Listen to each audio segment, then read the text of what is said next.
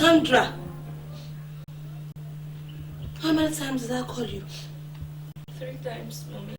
3 times? You see, Sandra,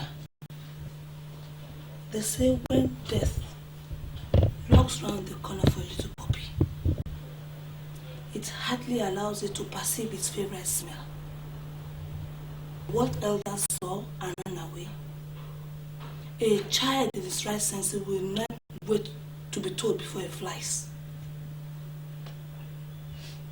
I and your father have been married for the past 29 years.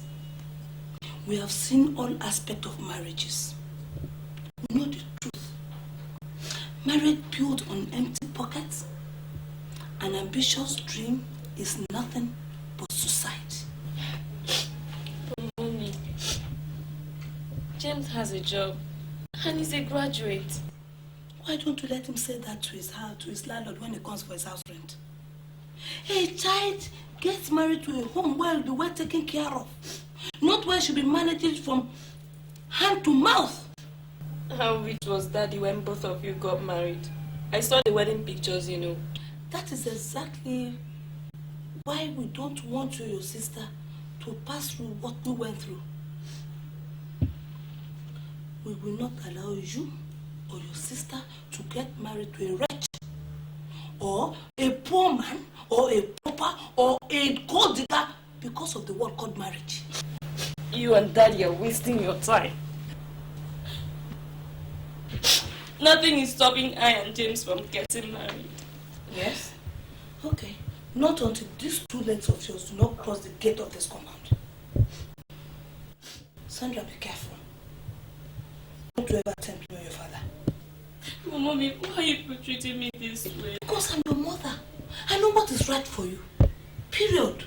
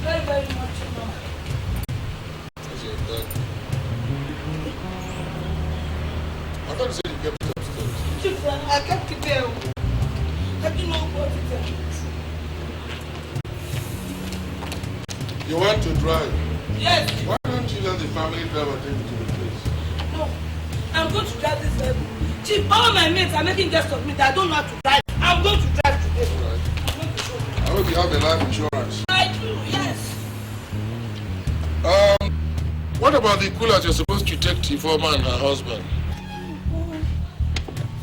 Thank you, Chief. I almost forgot. Comfort! Naka! Inaka, you girls there? You are very forgetful, Obiamaka. One of these days you forget yourself entirely. No, Chief.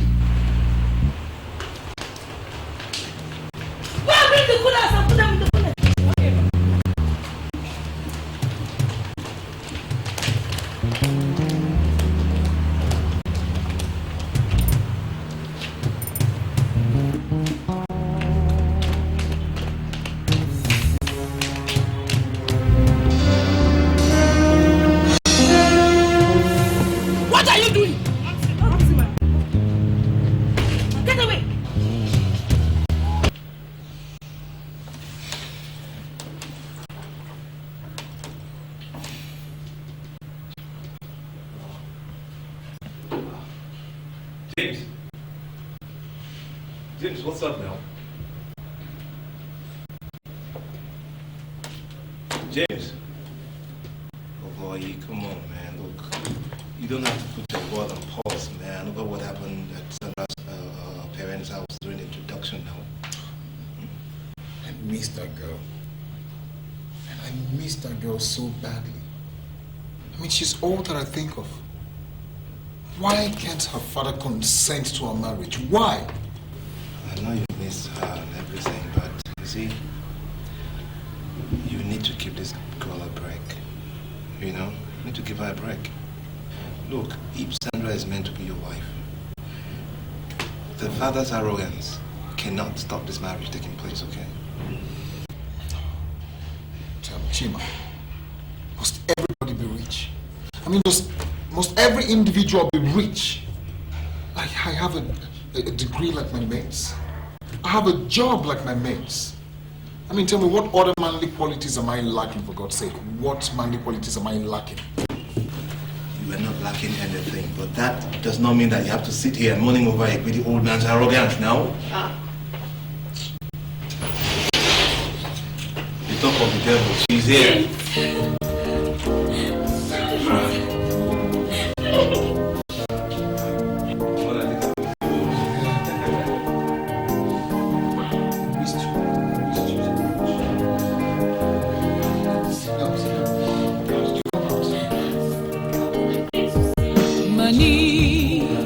Money is good, oh, but you can't buy love with money at all.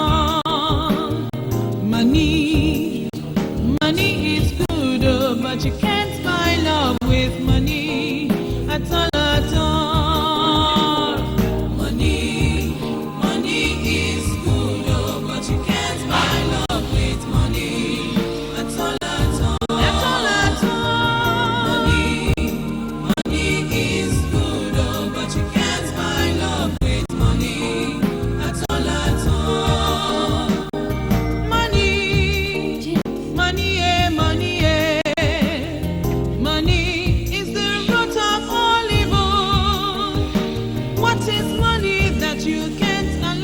Children to make their own choice in life. You don't have to be sad. We're together now. This is not the plan that I have for you. This is not my idea of a happy matrimony between us. Why is your father being so difficult? My father's opinion does not matter. The respect and regards I have for your father makes his consent imperative before I can begin to see you as my wife. Then you're not ready to marry me. Materialism and questionable wealth have taken a better part of him as a criteria before we, his daughters, can get married to any man. But he has everything he needs as a man. He is wealthy. Must every man who comes for his daughter's hand in marriage be as wealthy as he is? James. My father's opinion is secondary. What matters is the love we share. Our friendship and understanding as two people that will become one. Riches will come in God's own time. It is the same understanding that got me attracted to you. It's also the understanding that will keep me going till my dying days. I'd rather die, Sandra. I'd rather die than watch you slip away. I love you so much. Why did you allow her to get out? I swear. Why did you allow her to get out of your sight? I don't allow her past that gate, sir. I don't even see her. All right.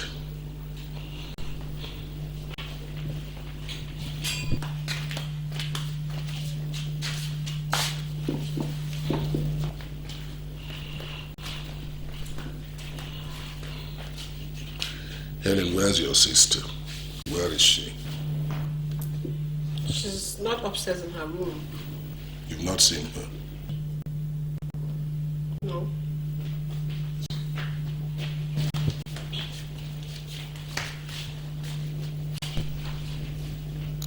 She in the guest room? No, sir. Have you searched the spare rooms? Yes, sir. She's not there. No, sir. I'm suspecting one of you girls. One of you girls knows Sandra's whereabouts, but you don't want to tell me. No, don't tell me that, John. You can lie. Oh yeah, girl. All of you need them. Why are you hiding my daughter? No. You bitch! Where are you hiding my daughter? Where are you All right. I want you to go and search for her, every one of you. Search the guest rooms, boys' quarters, every single part of this compound. And let me tell you one thing. If by midnight you do not produce Sandra, I will offer every one of you hell. And I don't mean maybe, I mean offer you hell. Now go and search for her. Go! Thank you, sir.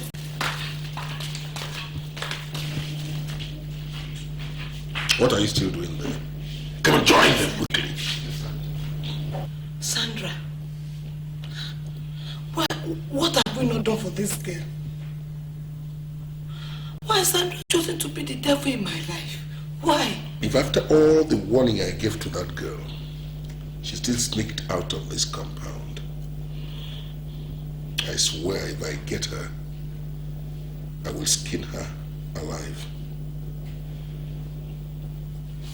Helen, go back to her room. Listen, there must be some telltale evidence there. Look into her diary, check her phone book. There must be a clue. Any clue at all. Come on. That's me, I'm tired. I want to go and sleep. Am I the one that told her to run away? Suppose Sandra has gone to that man's house. The man that came here for the introduction. You will be mad to do that. Stark mad. If I find out that she went to that place, I will cripple her. And I don't mean maybe. I will cripple her.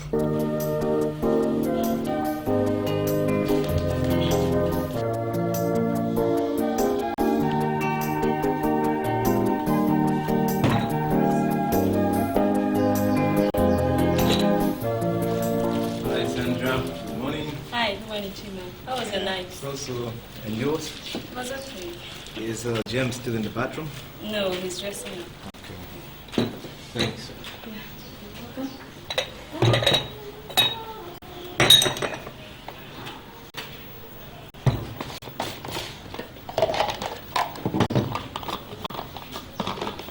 Chima. Oh, Mr. James. Man, good morning. Good morning, man. What's up, now? Man, how was your night, man? No, of course, you don't need to tell me. I know. Oh boy, you know, I've been thinking, and I don't think it's such a good idea, you know. What? This girl slept here last night, because you know who the dad is. We're working something out. Well, I just hope whatever you're working out is bulletproof. You know who this man is. Come on, Dad. Listen, I'm not going to brand myself a coward, allowing another man to decide my fate over my future wife. Well, you know why I'm saying this? I'm saying this because I wouldn't want to look at this girl as a rebel. You know? Listen, man. Sandra has taken a very big risk for me. I'm not just going to sit and watch everything go down the drain. Listen, our father or not, we're getting married, period. Well, supposing this man comes here, that's the question. Supposing he comes here. He doesn't know this place. I can't say. Anything can happen, But man. Sandra hasn't told him anything yet. Where's my daughter? Where's my daughter?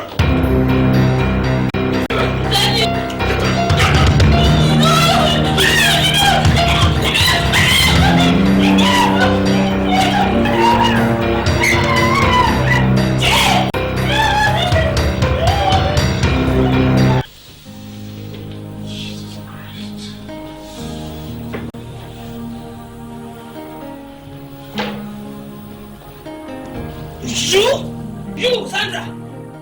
After the instructions given to you by the father and myself, you still have the guts to walk out of this house. What has gotten over you? And not only that, you decided to join that good for nothing, that wretch of a boy, that gold digger, as a man? See what you're doing to yourself. Look at yourself. Okay? Just look at yourself. See what you're doing to yourself. You're not ashamed of yourself. Degrading yourself because of that rubbish boy. Tell me, what's the trip? He's a fine boy. Abi, fine boy, nothing to show for it. See? And you're just killing yourself. You don't even know who you are. A whole Chief Ezugo's second daughter. Does she know? Eh? You don't even know your what? Does she know? You don't know your what? Do you know your what? Talk to me, do you know your what? No. Shameless idiot. Useless love. Listen to me. When I'm talking to you, you look at me. Mind her. You will never step out of this door again. You pee in this room, you eat, you drink, you do everything in this room. Yes. Nonsense. Nonsense. What are you doing with my mobile phone? Give me the phone.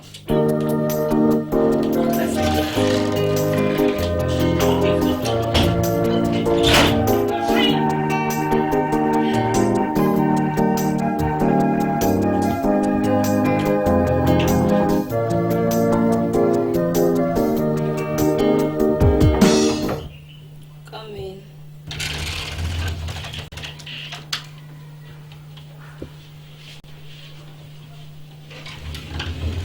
Sandra, the food already. Thank you. I'm not hungry. Auntie Sandra, are they sorry for what your papa do to you? Yeah, you go like take your bath, make like put on the bath. You know say your papa don't vex for you, Tete. Me, you cool down for all this thing way they do. You go make and do the thing way you don't want to do you. And I no go happy if anything happen to you.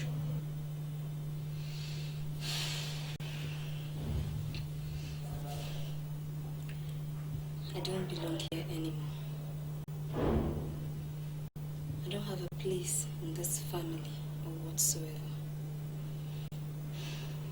I must leave you. How you want it to?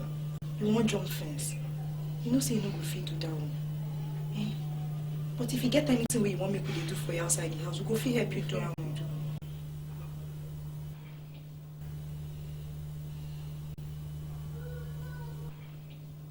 Just go. Thank you. Auntie Sandra, sorry. No problem. Hey, Auntie Sandra, just take everything easy, eh? You go better.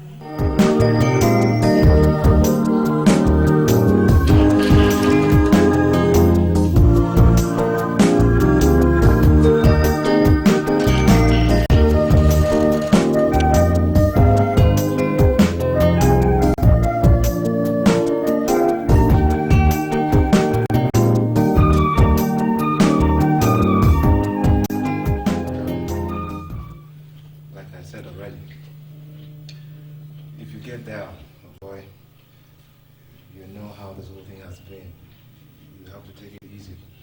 You know how erratic, you know how arrogant this man is.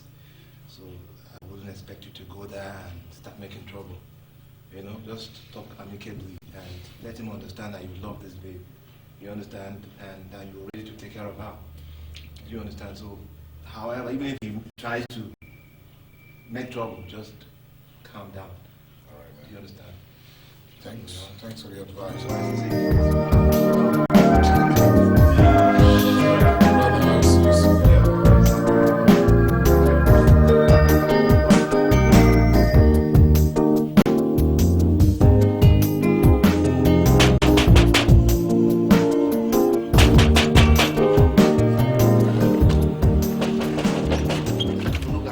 Rest for this house.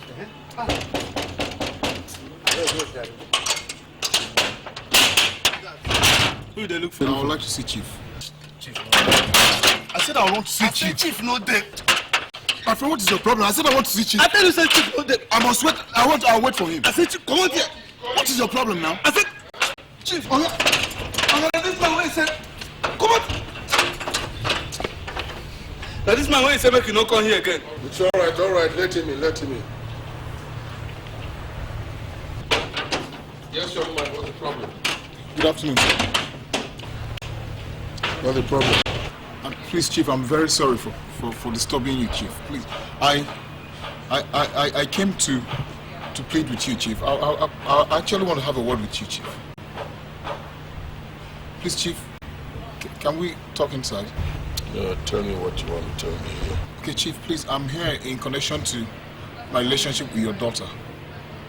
I must confess to you, Chief, I'm very, very much in love with your daughter. And I cannot afford to lose her. I'm ready to do anything possible to make sure I get married to her, Chief. Please, Chief, I'm pleading with you to please give me the permission to have a hand in marriage. I'll make sure I do anything humanly possible to make sure she is comfortable. I will take very good care of your daughter, Chief. Please. All right. I've heard you. Please, sir, can I come in and see her, sir?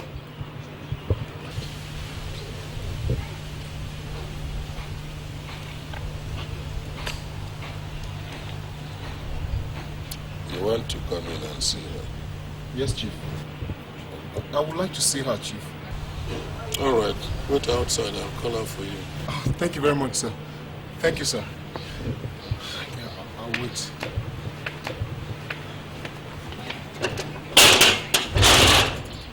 You go now.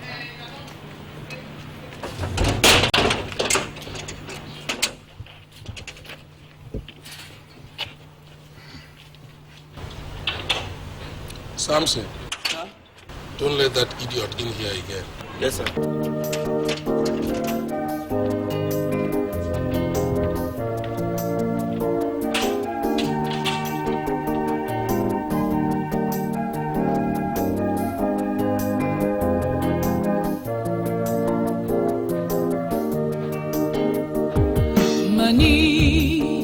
Money is good, oh, but you can't buy love with money at all. Money is good, oh, but you can't buy love with money at all. Money is good, oh, but you can't buy love with money at all.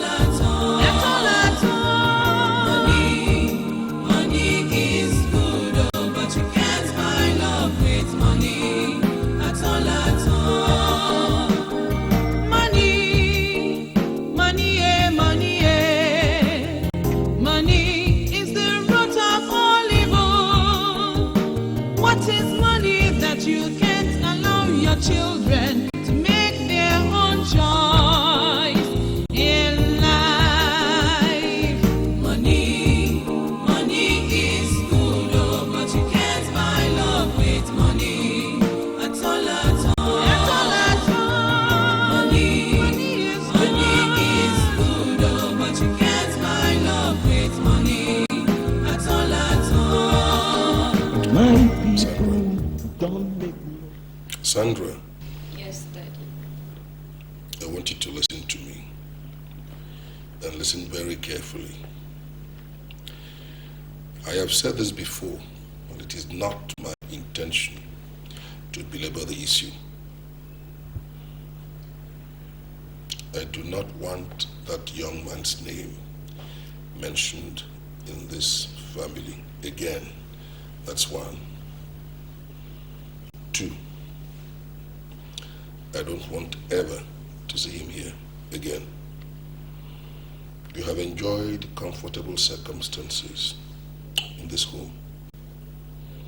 I did not give you a sound education to expose you to the harshness of hardship. I did not give you a good training to expose you to the trauma of poverty, because there is no virtue in poverty. I brought you into this world. I will not hesitate to take you out of it if you keep disobeying me. I have done my best to guarantee the best circumstances for you. I do not intend that you end up with a tout. That is not my ambition for you. That will be all. Sandra.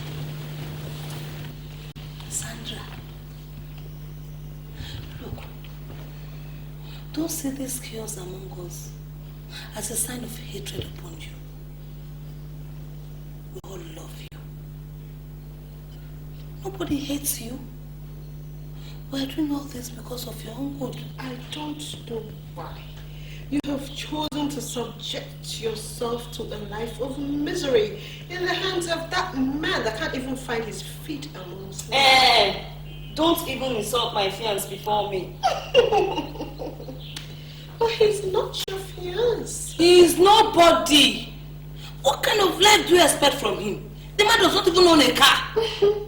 That shows that he can't even afford to take care of a wife and family, having shown his inability to take care of himself. Sandra, I'm not going to sit down here and watch you get married to that kind of a man that will come at the end of the day begging for money. Or starve you. See, Sandra, he can't even take care of you. Look at you. I mean, he can't even make you look good, you know? Like, stand out. Look good in public. Stand out among your mates. I've heard you. I've heard you both. Sandra, nobody is lying to you. Nobody is trying to mislead you. Look at your other sister. She had wanted that sort of marriage. Before you enter school, she have long gone. Get married. I said I've heard you. Money is good, oh, but you can't buy love with money at all. Money is good, oh, but you can't buy love with money at all. Money is good, oh, but you can't buy love with money at all.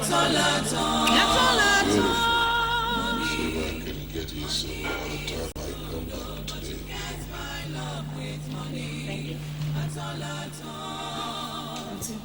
Money. What about Sandra? She not Is eating? the root of all evil. What is money that you can't allow your children to make their own choice in life? Money is good, oh, but you can't buy love with money. What is this rubbish? What does this rubbish come for? Come for! Yes, Come here! And who prepared this rubbish? Who prepared this rubbish? Not be me preparing that. Nah, Nneka cooked this one. So, who did I give instructions to? Auntie, I tell her say you say na rice we want chop this afternoon. I tell her. Daddy! Ellen, what is it? Daddy! I told this stupid girl to prepare me jollof rice, and he went and prepared rice and stew. All right, just wait. Comfort. Sir. Come.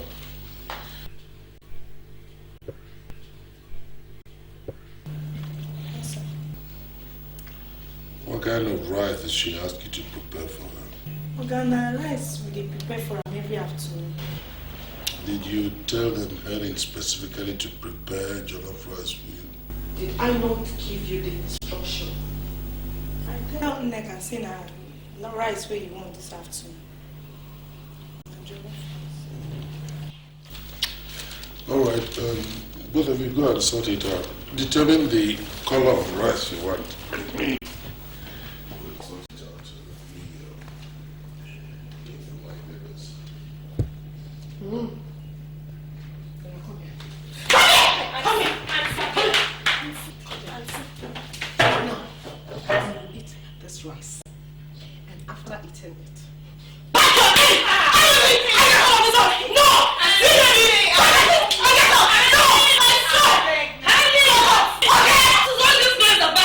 I don't know.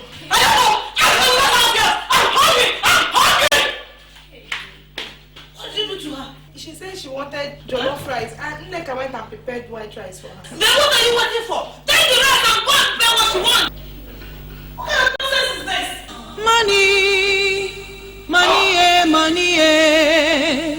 Money is the root of all evil.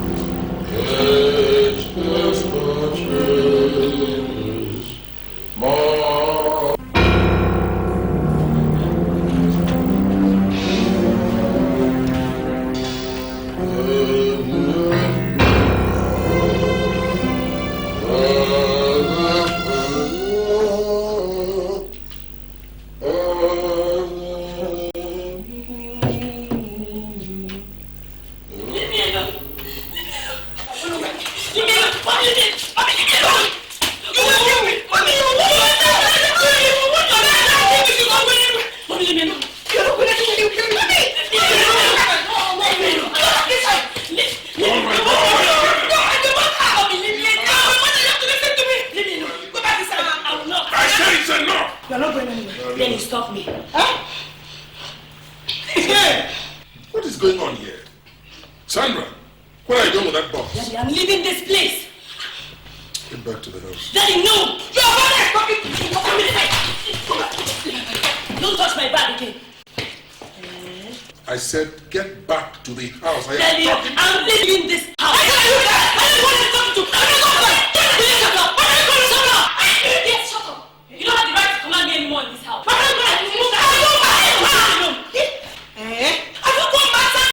I've been mad ever since you and Daddy interfered in my privacy.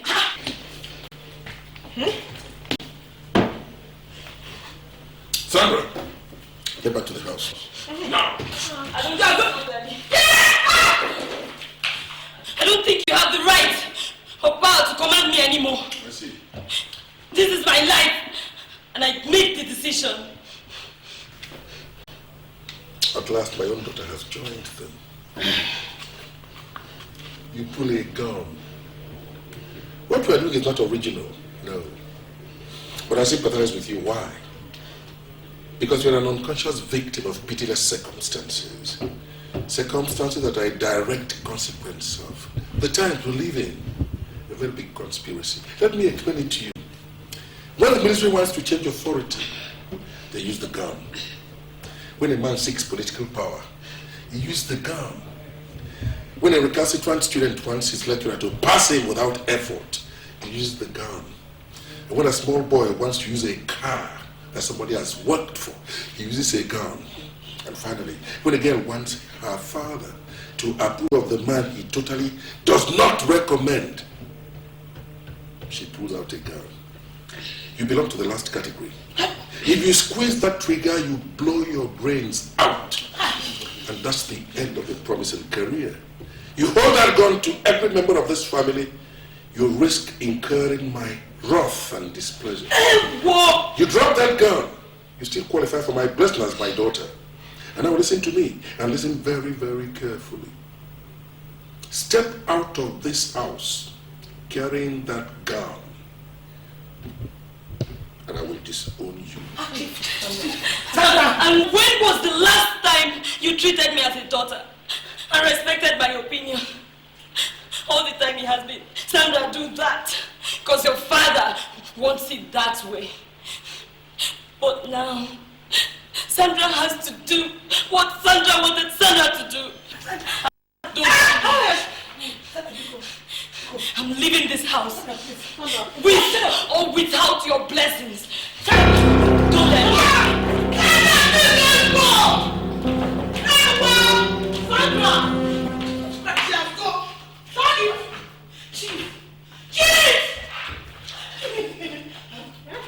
Sandra! Oh my God! Chief, please help me! Help me! It's okay now, I mean, if you want to let her. Jesus Christ! Jesus Christ! What's wrong? Don't have me. Yeah, what do you mean? Oh! God Almighty, what is happening in that house? Give me snuff. Leave this snuff. Oh, former, give me snuff. Leave this snuff. We have come for something important. So I must not snuff. Former. Eh? Give me snuff of former.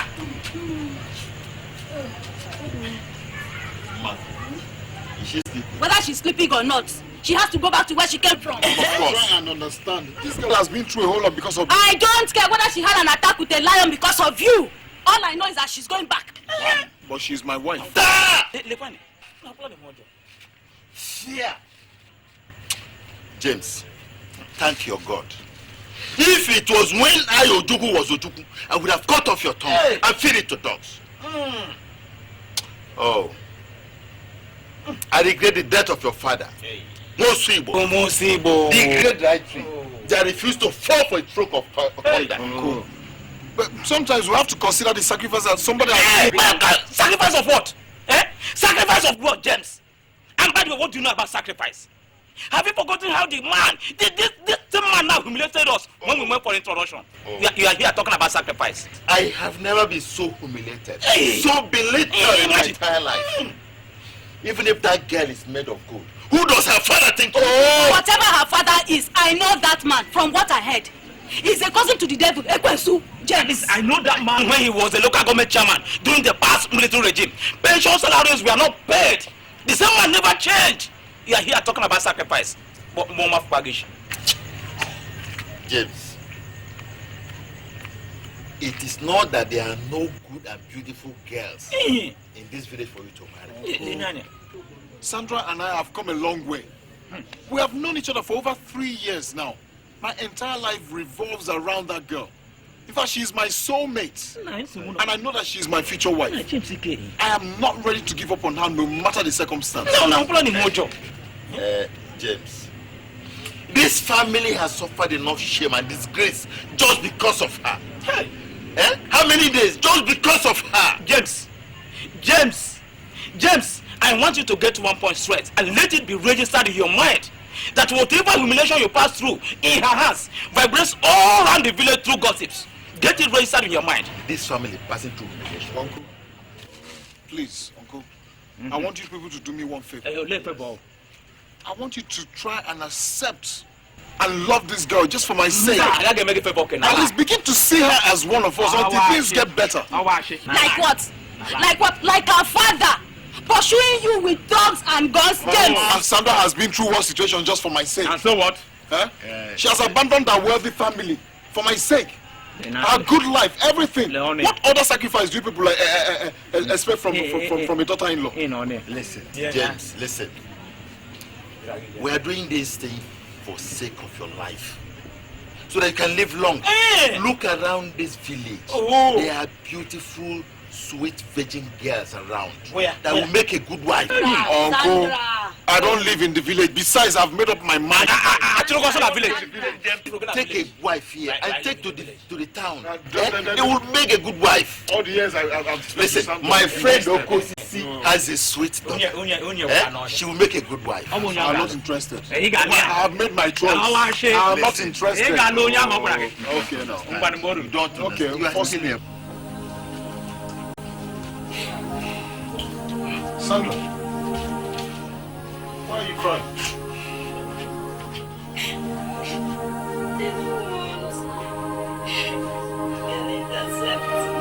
What are you talking about? My mother adores you. I overheard all that was said.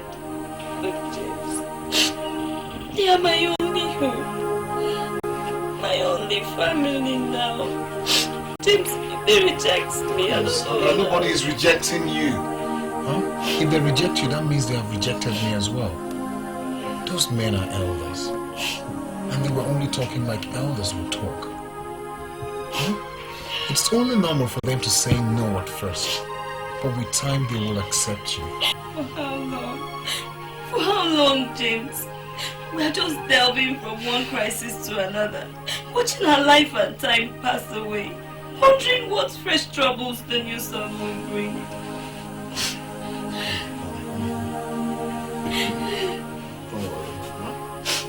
The new sun is going to bring nothing but a new life for us.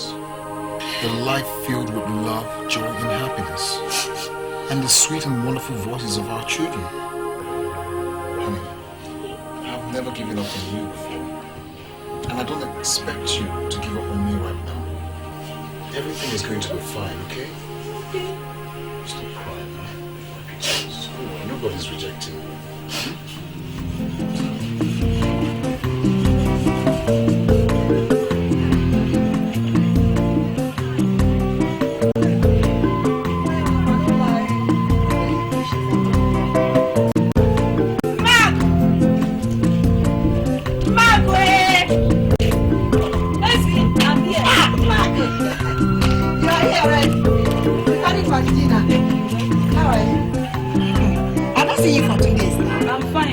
Sure you are right. Thank God, I'm fine. Mark, did you see Pauline yesterday at the market? No. Oh, she promised to give you some money from you. Is she owing you? Of course, yes. I gave her some of my wrapper and she promised to pay some money. Hey, don't you know that she's a professional debtor? Marco. Am I not sure she has not sold those things? No, she has sold them. She has not. Okay. She can't do that to me. Marco, see, if that woman has sold my wrapper, only to owe me and then dodge me. I'll deal with her. I'll deal with her. You know me. Don't you know our house? Go to our house. Stop shouting here. Are you mad? How can you talk to me like that? Go to our house. I should go to her house. What am I going to do? Eh? Marco, are you sure I'm going to see her in the market? She's in the market. She's playing with fire. Abada, sit down. How can you talk? Easy, go to her house. You know where she's living. Oh, my daughter, welcome. Oh, you went to the stream to fetch water. I hope it wasn't too stressful. Not at all. Oh, welcome. Oh, thank you. Sandra. Hi. You have already gone to the stream? I was so bored, so I had to move around to see the village. Ah, so you have that kind of strength to go to the stream and fetch water? What will I do now? So who did you go with? Some girls living in the next compound. Ah, well, since you have such strength, maybe I should take you around and show you what my village looks like. That would be nice. Okay. My dear. Mama, let me just show her around. Okay. What about you? Ghana. Mark, when did they do their traditional marriage? Oh, is that not Ezio's daughter? The one that pursued Nai Ufoma and Ojuku out of his house? Is it my sister? Please, I'm on my knees, please.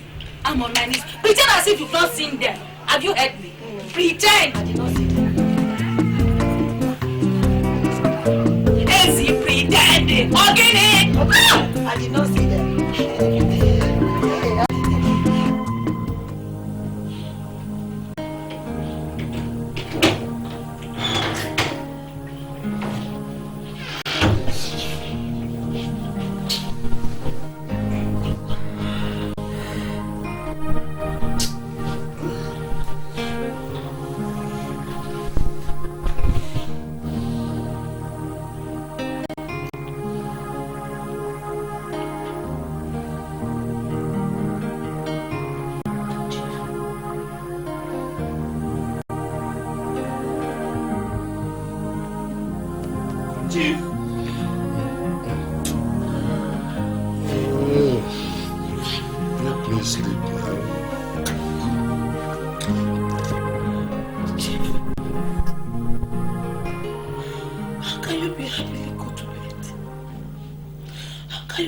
Carrying on in this house as if nothing has happened.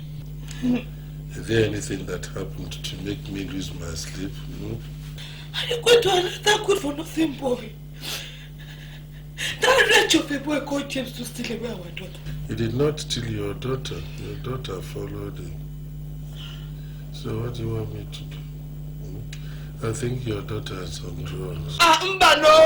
Mba, Chief, because Sandra is not on any kind of drugs. Sandra is not on drugs at all. I'm very sure that boy used to drum again. And I'm going to stop it. And we're going to stop it together. Look, you were there when Sandra brought out a gun. And I told her, I said, if you leave, I'm going to disown you. And she left. So I've disowned her. You should have had it as a man. So I would have killed her to show that I'm a man. And she wants to go away. Let her go now. But that boy won't go stopping. That boy can't steal my flesh and my blood and think he will get away with it. No. He won't go unpunished. All right. I will do something about it. Put the light on, let us sleep.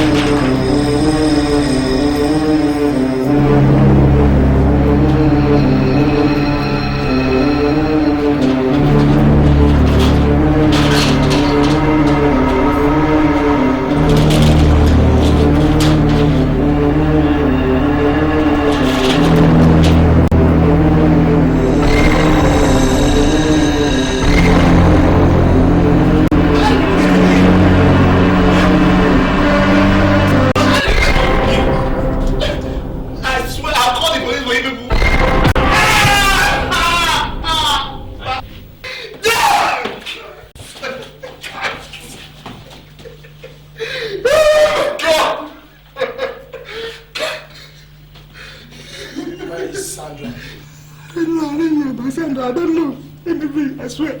I said, where is Sandra? I don't know anything, I swear, I don't know. I don't know. Where is Sandra?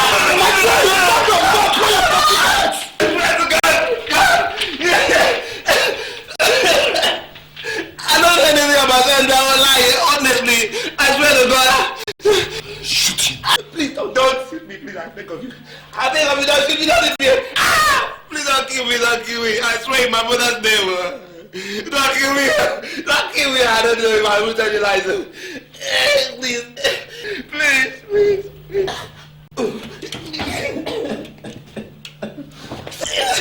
Please, please.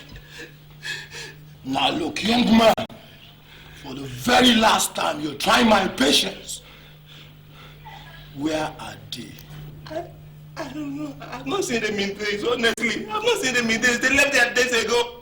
It's been long. I said, where are they? I don't know. I've not seen them for long. I don't know. I'm telling you lies now. Oh, I don't know. Get up! Get up! Chief! Yes? Chief! Hey, Chief, guess what? what did it tell you? Look, Chief, I just asked some questions about the particular insurance company that boy called James is working. Even if he's the chief executive of the company, I don't care.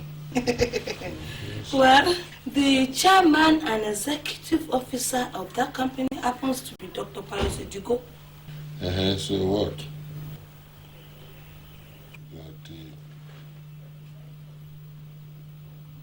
Paris Edugo?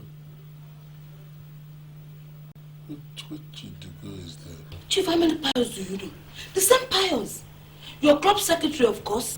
Okay. The one that said he was going to start a small insurance company. Exactly, Chief. Purple Insurance. Exactly, Chief. And guess what? The managing director of that company happens to be his cousin, Daniel Okafor. Daniel? Yes, Chief. The one that went overseas on my recommendation. Exactly. Is running the company. Yes. Where the young man who stole my daughter works. Yes, Chief. Hey, this is incredible. Get me my phone. Somebody's going to lose his job now. Chief. Now. Chief. Get me my. Hey!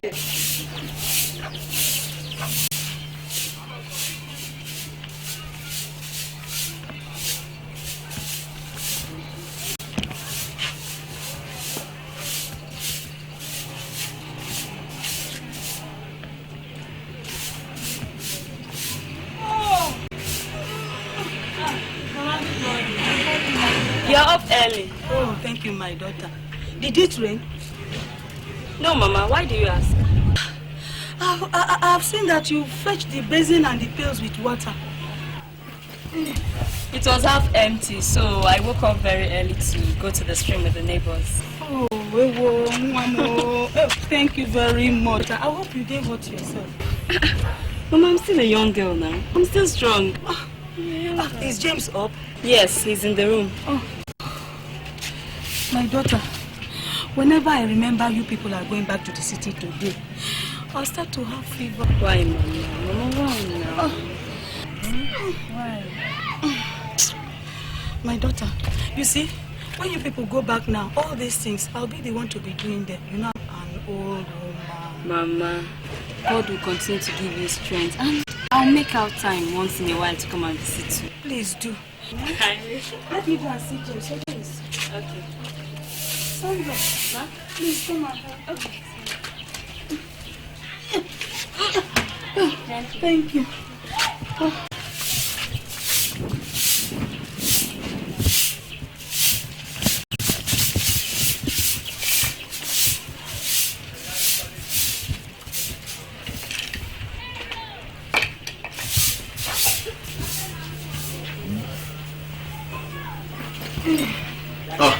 Good morning, Ma. Good morning, James.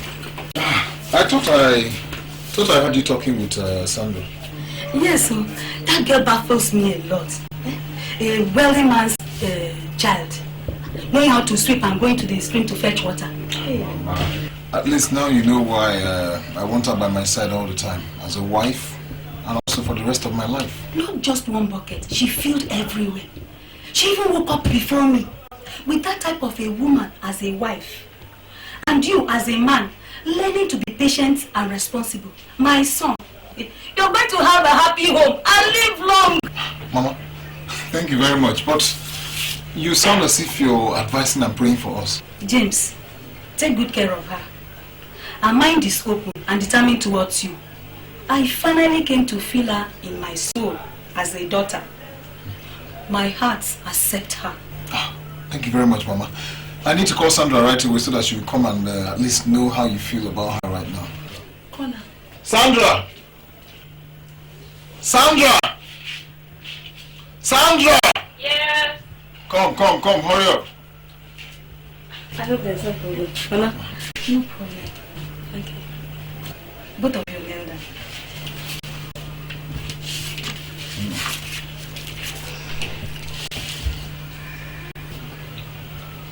I am consenting to both of you and wishing you the blessings and promises of good tidings from my parents, our elders and ancestors passed to us to pass to your children.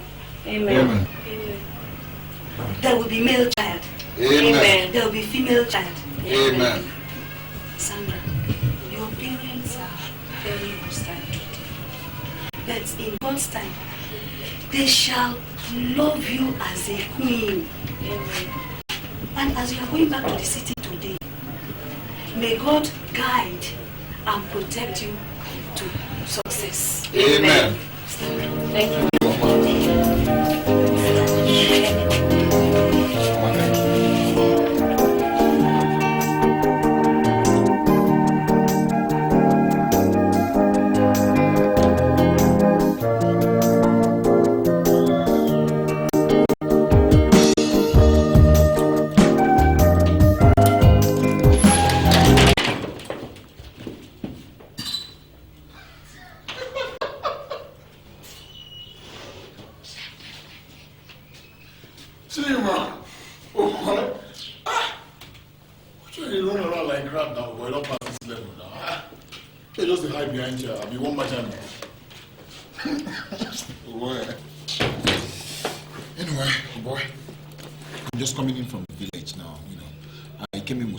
I decided to lodge her in a hotel first, to come and see the situation of things before bringing her home.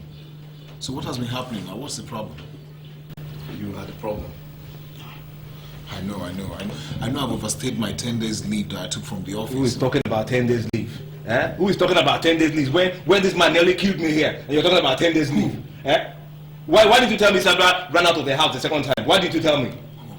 Chima, don't tell me the father came here looking for her. The devil came here himself now and he almost killed me. Eh? Why did you tell me now? I was just sobbing like a baby. Christ. Chima, I hope you didn't tell him anything. Did you tell me anything? Do I know anything except that your love and stubbornness over Sandra will get me killed one day? Eh? Oh boy, please. Don't bring this girl here anymore, I beg of you. You hear me, so? Chima, please now, please try and understand now, please. Exactly, that's what I'm trying to understand now, and I'm telling you now, please. I don't want to. Services are no longer required in this company. Yes. Are you trying to say that I'm fired? The management ordered that we reduce the number of staff by 1%. And you are affected. The management ordered? Sir, do you realize how much effort I've made in this company? I have sweated my blood searching every nook and cranny of this country for clients. I've given my best to this company, sir. I gave my best. Well, such a thing do happen. You are a private. Greater success to come. This is not the life I dreamt for us. I mean, to imagine that I've lost my job, I can't even go back home to live happily with you. I've been running from one place to another from your father whom I respect so much. And now I've ended up in a hotel. I wonder what is going to be next.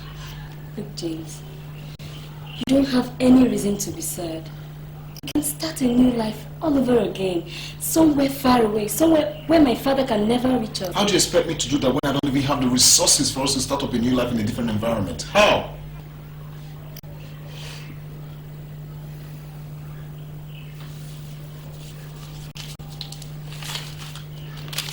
James, I have a very big surprise for you. What is it this time?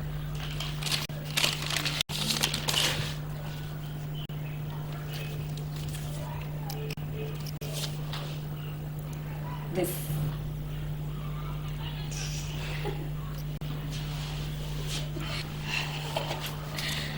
This is for you. For me? Where did you get all this money from? I stole it from my father. Let's just say my father just gave us his blessings.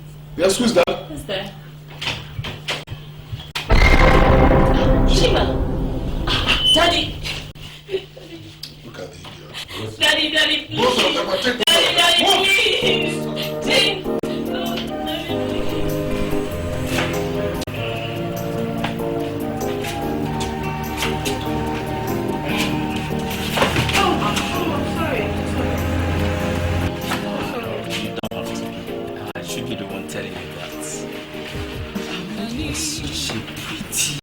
Wonderful, elegant looking babe, you know. Oh, really? Thank you. I'm so flattered. No. You don't need to be flattered. I'm telling you the truth. You're beautiful. Thank you. And I can't remember having a friend as pretty as you are. You don't have to insult your friends because of me. No, if there's any need for me to insult them, I will do that. And by the way, can I have your number? For what? Just for casual calls. You know, we relate once in a while. No, don't worry. Give me your number, I'll call you. When I call you, you can store my number. Okay, I'll do that outside. Aren't you through?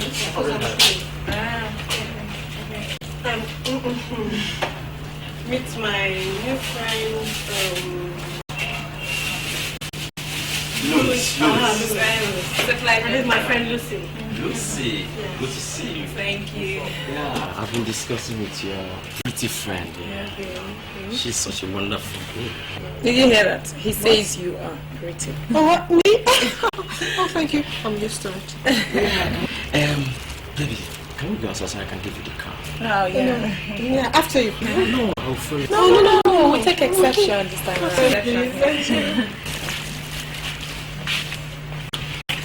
Thank you.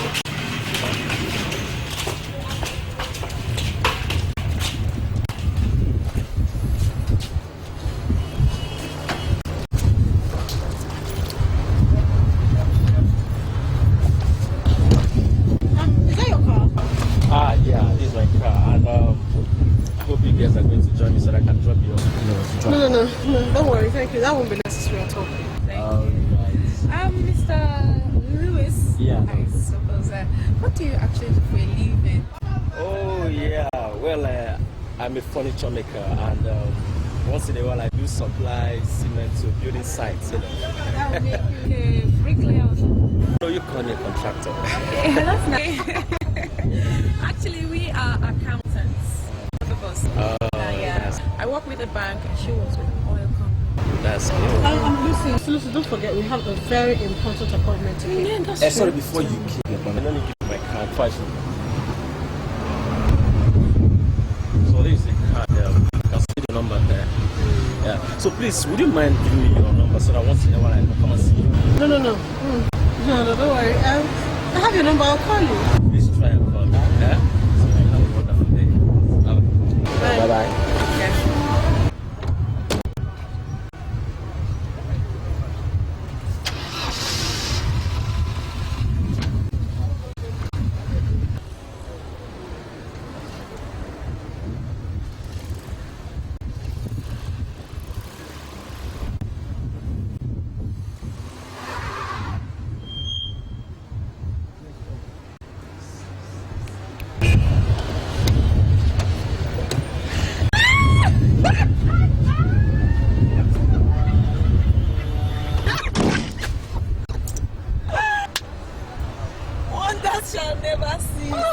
Look at this limousine. No, limousine. That's a No. Just have a snap. You're in love with him. I should have followed him. But it baffles me. All these guys, fine guys, so everything, and nothing to show for it. When I did that, guys. My dear, it was when you did pay for my shopping. That was when I did the problem. Yeah. I just wanted to discharge myself. Money to make. No, that's a perfect.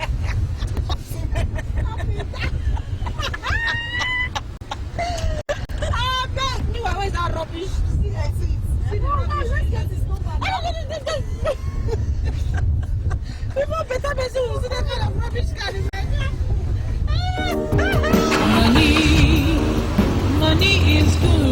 but you can't buy love with money at all, at all. Money is good, but you can't buy love with money.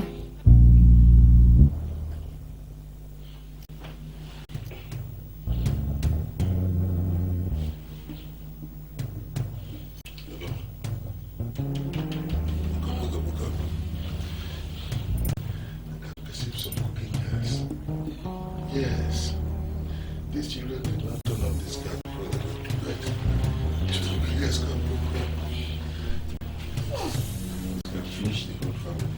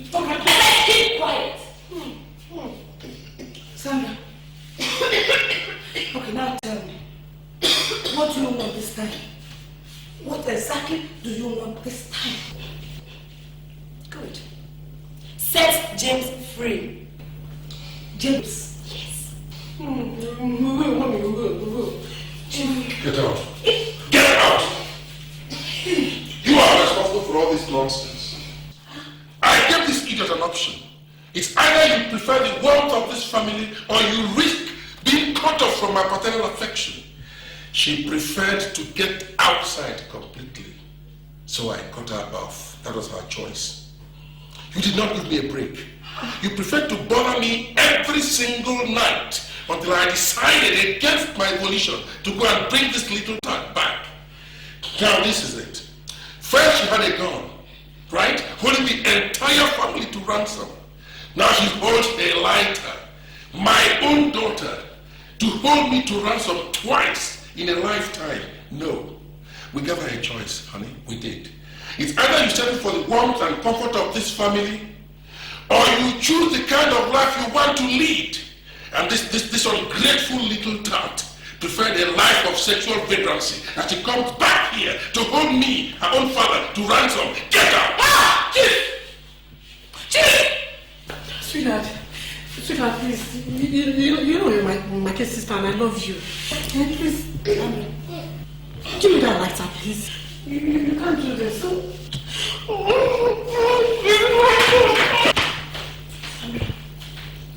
Sandra.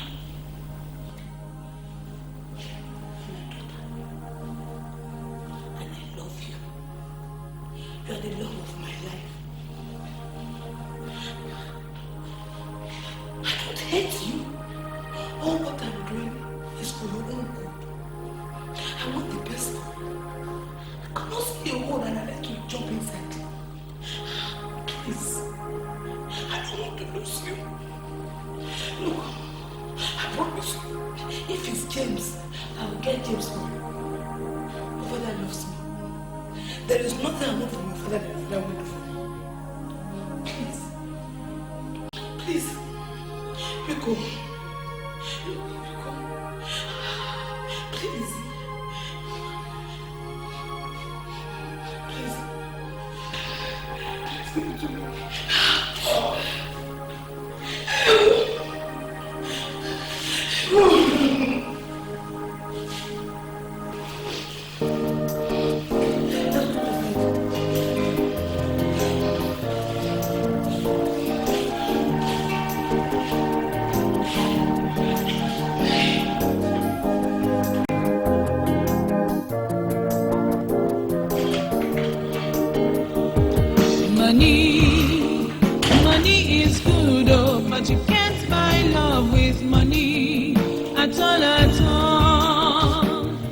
Daddy, you haven't even touched your food. What's bothering you?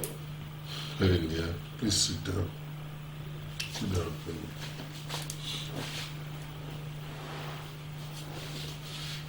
Helen, tell me the truth. How did I offend your sister, Sandra? What did I do wrong? Just tell me. Sandra has made a choice for herself. A choice that will take her to her own doom. And when she starts seeing hell, she will run right back to you. That's the point.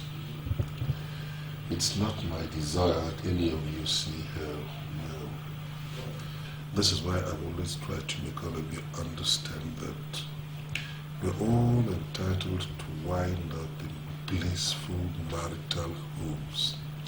I have raised you people in comfort, and you are entitled to a continuation of such circumstances as you are experiencing here in your marital homes. Get married to somebody who is faced with any challenging situation. Okay? At the snap of the finger, get out at least 50 million naira. Yes, it's possible. I tried to make your sister understand this, but Sandra wouldn't listen. So she winds up with a problem, and to make matters worse, even steals my money before running off. Which was exactly what I wanted to guard against. See, Sandra has always been a dunce, a blind fool. But whatever pain or heartache she must have brought to you, don't worry, I'll make it up to you. That's my girl. That's my dog. You know, don't let anybody deceive you. There's no virtue in poverty. Absolutely not. Listen, you can't guarantee comfort in any family without money. Therefore, there is need for some measure of comfort. Comfortable circumstances can only be guaranteed by money. It does not mean that I'm an advocate of all money, no, but you see, if you live in a place where there is money to help you cater for all your needs, there will be very little stress in your life. And I mean every word of it. And that is my prayer for all of you. Wind up in homes where you don't spend all your time in penury. That's my prayer. Daddy, don't you think it will be a shame for me, after eating on a marble table, to eat on the floor? That's my girl. Never. I know you will always, never happen. You will always get against that kind of, you know. But I must tell you one more thing. If you look around today, you'll find so many young men moving around in very flashy vehicles. They don't have background. They don't have homes where they live. They don't even have bank accounts. But they're always permanently on the prowl for young, unsuspecting girls your age. And all they do is exploit these girls and run away. I'm sure that you can tell me that they would never come your way. Besides, I tell you something now. There is no virtue in poverty. Don't let anybody tell you that there's another poor here in spirit. Nothing natural circumstances. That's true, Dad. I believe you. That's my girl. Call me your mother. Okay.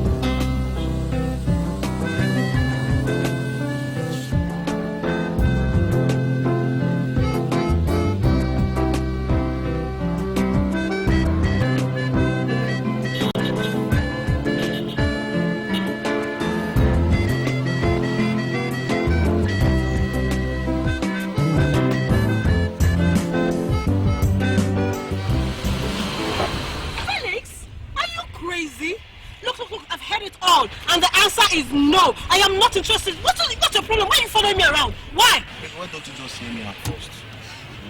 I've focused my mind on you for a long time. Then defocus it, okay? Just defocus it. I am not desperate for marriage. And even if I am, it won't be with a little twat like you. Baby, why are you doing this to me? What's wrong with me? What you want in a marriage is a man that will take care of you, baby. Why are you doing this to me? Everything is wrong with you. Baby, I mean, look at your car. And look at my car. Can't you see? The difference is clear. Now, we don't belong to the same class, and we never will. You're just not in my category. Can't you see?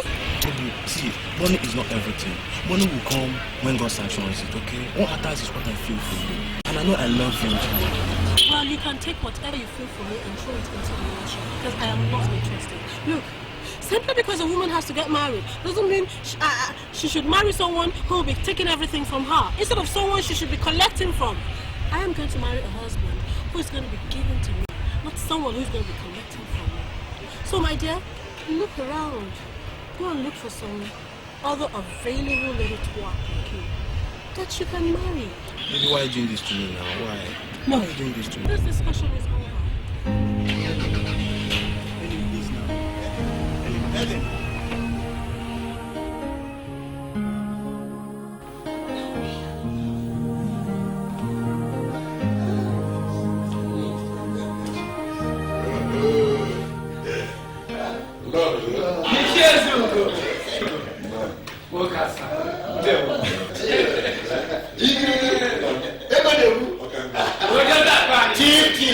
Oh, long may you live. You almost so dear, man.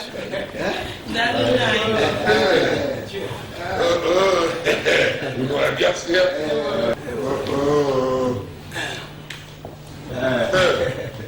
Form. So you're still in this town, eh? I haven't seen you for a very long time. I was wondering if anything was wrong. So how's the family? Chief, you know one does not go to a warrior if his sword is not sharp. That's right. I see. So all this while I did not see you, you were busy sharpening your sword. Now that you feel it is sharp enough, you have come to see the warrior. You're welcome. Thank you very much. How is the family?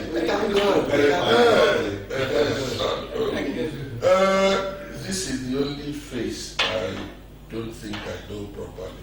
Oh, Chief, this is Edward Ikechu. He's one of our kindreds. Yes. Yes. He works in the Ministry of Work. Yeah. You're welcome, my son. Well, anybody who looks at him will know that he's certainly one of those people who carry files from 7:30 in the morning to 3:30 in the evening. At the end of the month, they don't get paid and they go on strike. I had a friend who was working in the ministry. He got tired of working without being paid. And he came to me and he said, Chief, I won't go on strike anymore. I will retire from the ministry so I'll go and do something else. So he retired. I think he's doing very well now. Enough is enough.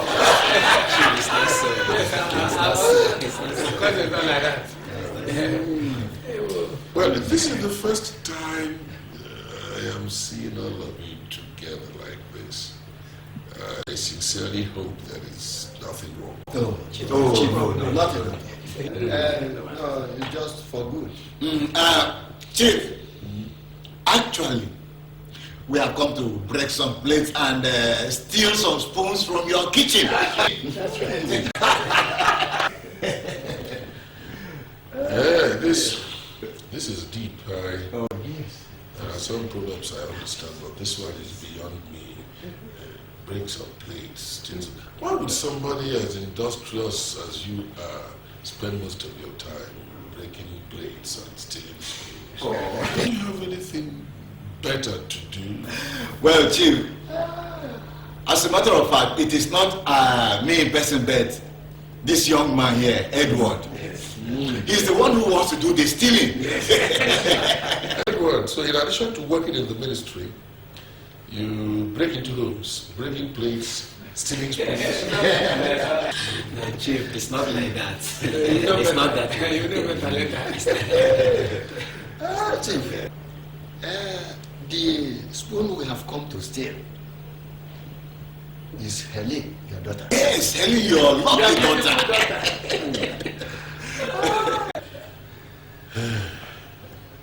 Yeah, at least there's just one spoon to steal.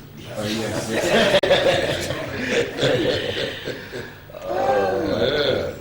I see. What again do you say you do? Yes. Chief, I am on grade level 13 with the ministry. Yes. He's a manager at that place. That's He's right. a manager. Chief, this boy has great prospect. Yes. He is the first graduate in our kindred. That's true. That's right. In our community. Yes. That's right. Yes.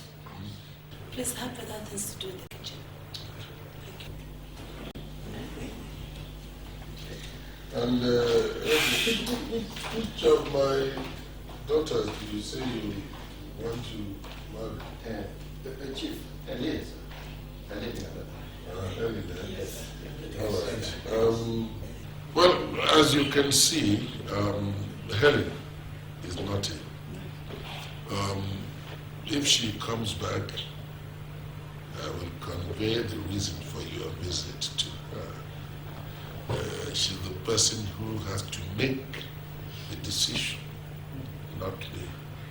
Chief, you are quite right. Yes. But all the same, your answer is the most important because you are the father. It's very, very important indeed. Yes. No, Helen is the person to make the decision, not me. And I think it's time actually for my mates to clean up this place. Agatha, come forth. Nega, Chief, come forth. Chief. Yes. Because Chelen, it seems like you are driving us off. No. I see. We actually come to have your See, you don't understand. You came in here, you said you wanted to steal plates, break spoons. That's what you said, right? Yes. And I said, no problem, right? You said you wanted to marry my daughter, Helen, right? I said, no problem. Now I said, I want to clean up this sitting room, that my mates are waiting. And you are not fair. And you're thinking I'm driving you away. But Chief, why outside? Why? Helen!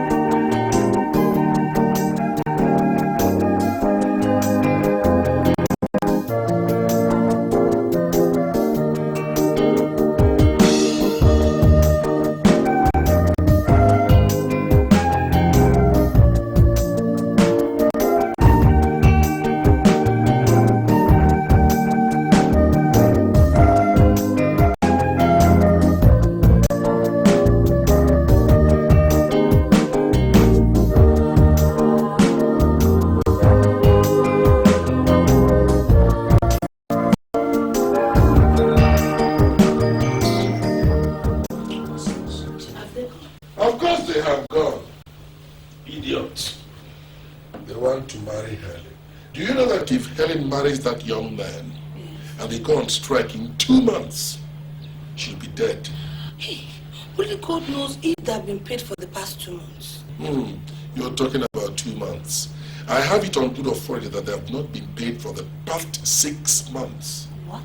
This is why they came to us unannounced. So I can just, unsuspectingly, we can just push Helen across to them. And then he'll use my money to make up for what he has not got for the past 6 months. Not to talk about the annual retrenchment that goes on in the ministry every year. I'm sorry for any man that has got a daughter of marriageable age, because he's compelled to put up with plenty of nonsense. Look at how his brothers were propping him up. He has prospects. He's a manager. He's the first graduate in our kindred. You will soon know. And then the young one himself gets up. And a grade level 13. You will soon understand. Idiot. Get me a bottle of beer. Let me drink away this rubbish. Okay, Chief. The girl's question.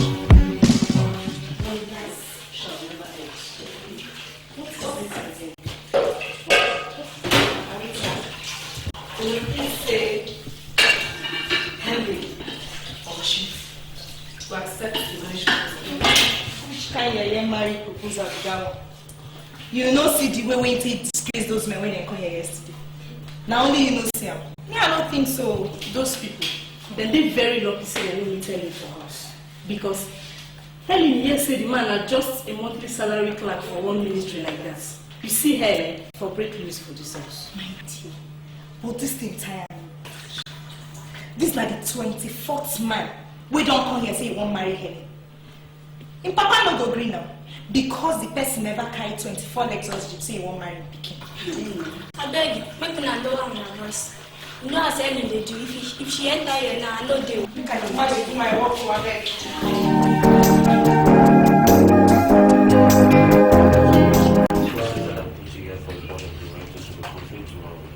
After the investors meeting now, the next part. Yes, sir. Good day. Oh, thank you very much. Miss Ellen is waiting to see you. Oh, Helen, please. Tell her to come in. Okay, ma'am. Thank you very much. A friend of yours? Yes. I think our offices need a facial lift, at least commensurate with the image of the bank. I will speak to the board of directors about this. I know your father is the chairman of the board of directors, so convincing him won't be a problem for you. Look, Lucy, I've told you for the umpteenth time. Don't get my father's name involved in any business conversation you and I have. No, you know I can't help it. The man is such a nice man. Without doubt. As a matter of fact, I think I love the man to distractions. But the fact still remains that I'm not the head of this business, so that I can run back to him every time I have to take his own decision. Please? You haven't changed. I don't budge, my dear. So where were we? The restructuring. I see.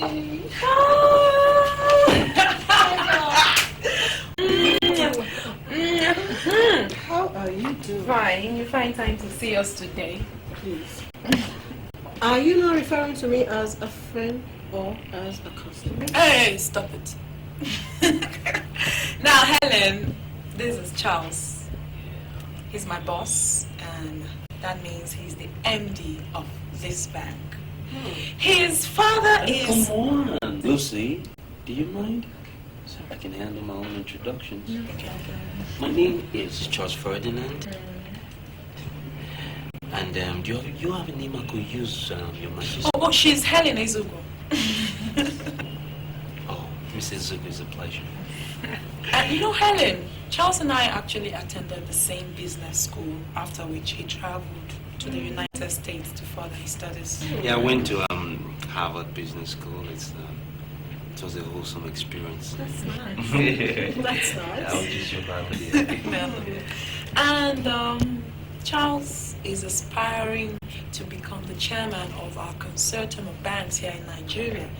I know. Lucy, look, I've always considered you nothing less than a financial genius. But now I didn't know you run a dating service too. Oh, please. Okay. No, you can. But I really got this, girl. I mean, like, you know I'm the man. Okay, no problem. So is Her Majesty married? Do I look like I'm married? Hey, Miss Direct Remarks. Allow me. She's not. That's quite elevating because I consider all Nigerian bachelors blinding for that reason. Or just not competent. Flattery does not impress me. On the contrary, my dear, I don't flatter, I observe. So, let's put it this way. Lucy. Yes. I absolutely insist you bring her to my housewarming party. I'm not asking you, Lucy. I'm telling you, dear. No, Charles. I do favors for things. Excuse me. Don't I get to have a say in this? I think I'm the offender here, so let me clear the air if I'm happy. Okay, where I come from, it's inconceivable for a humble subject such as myself to approach the Queen directly. We usually require the services of an able counsel, Lucy.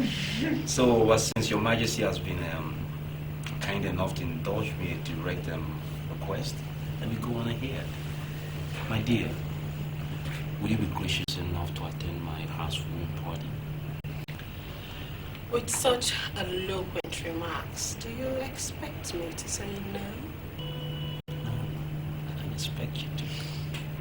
Things is settled. Both of you will come to the party? Yes, we both come. So where can I send the limousine to pick you up? Oh no, don't worry. You know, the company got a very good car. Yes, I heard you bought another one, girl. You're becoming dangerous, you know? I'll talk to you on that personally. Okay. Going too fast. I have a meeting with my legion of investors within my office. It's due in 30 minutes. My legion of shark. Okay. Old man. But yeah, they're all waiting right now to tear me to pieces, but it's okay. I was born to handle them. My dear, I really must run. It's almost sad leaving your very gracious company. So Lucy, I want you in my office in 2 hours, okay? So play down the chit-chat. I know you have a lot of catching up to do. You have a lovely day, Your Majesty. Lucy? Don't worry, I'll bring her. I'll fight. Oh!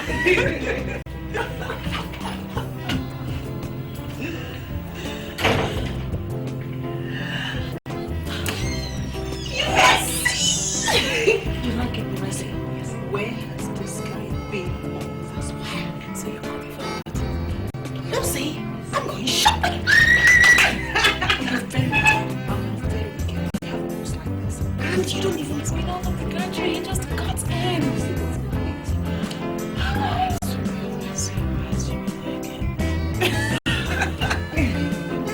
Sweetheart, that's what's called love. Love. Understand? Which time and another Susan will grab your man. No, Lucy, as we were saying, what's the name of the best bridal shop in London? London? That's old-fashioned. The reigning place now is Paris. Oh, yes. Helen, I still think you should take time out to know this man. Let him understand you too. At least for the benefit of both of you. Kate, what Helen needs now is to know how the guy feels for her and what he wants from her. And what he wants from me is marriage.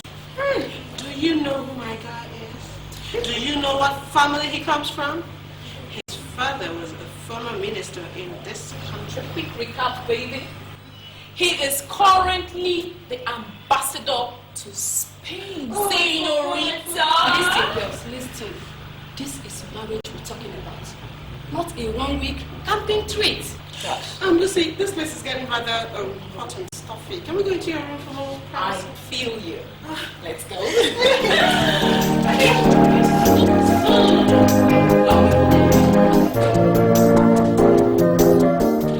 You don't mean it. A minister's son. In fact, his father is now the country's ambassador to Spain. Hey! Helen! So, automatically you two become a diplomat. That's right. Ow!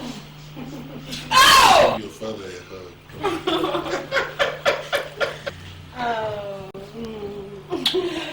Come and hug me. Don't hug your father. Mommy. Ow!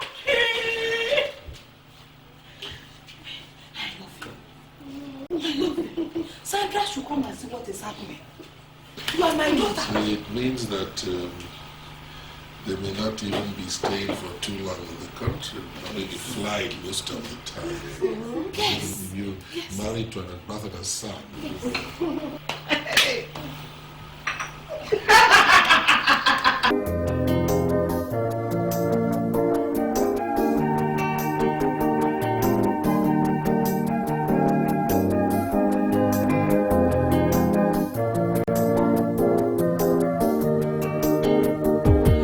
Money is good, oh, but you can't buy love with money at all, at all.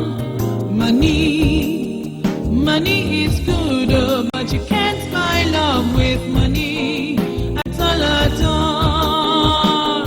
Money is good, oh, but you can't buy love with money at all, at all. At all, at all.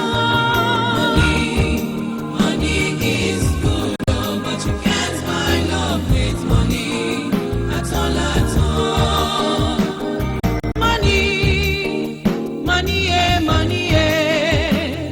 Money is the root of all evil. What is money that you can't allow your children to make their own choice in life? Money is good, oh, but you can't buy love with money at all, at all. At all, at all. Money is good, oh, but you can't buy love with money at all, at all. My people, don't make money your honey, don't make money your God. It can destroy your life. Because of money, you despise everybody and look down on them. You don't know tomorrow.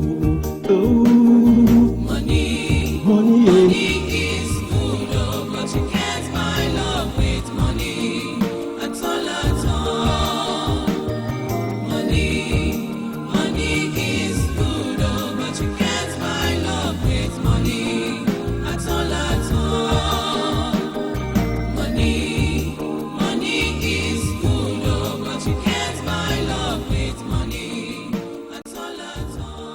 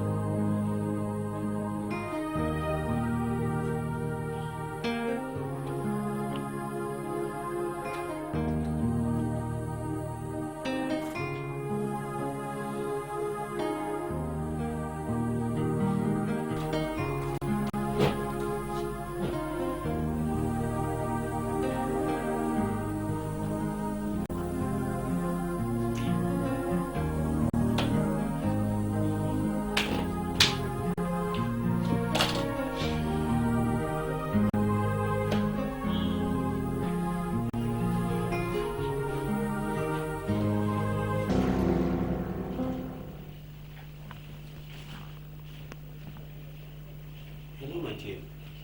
Good afternoon.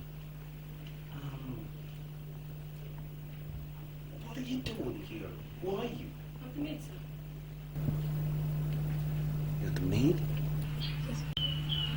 I thought I told Helen I don't need no maid. Where's my wife? Where's Helen? She fit there for him, sir. She's upstairs.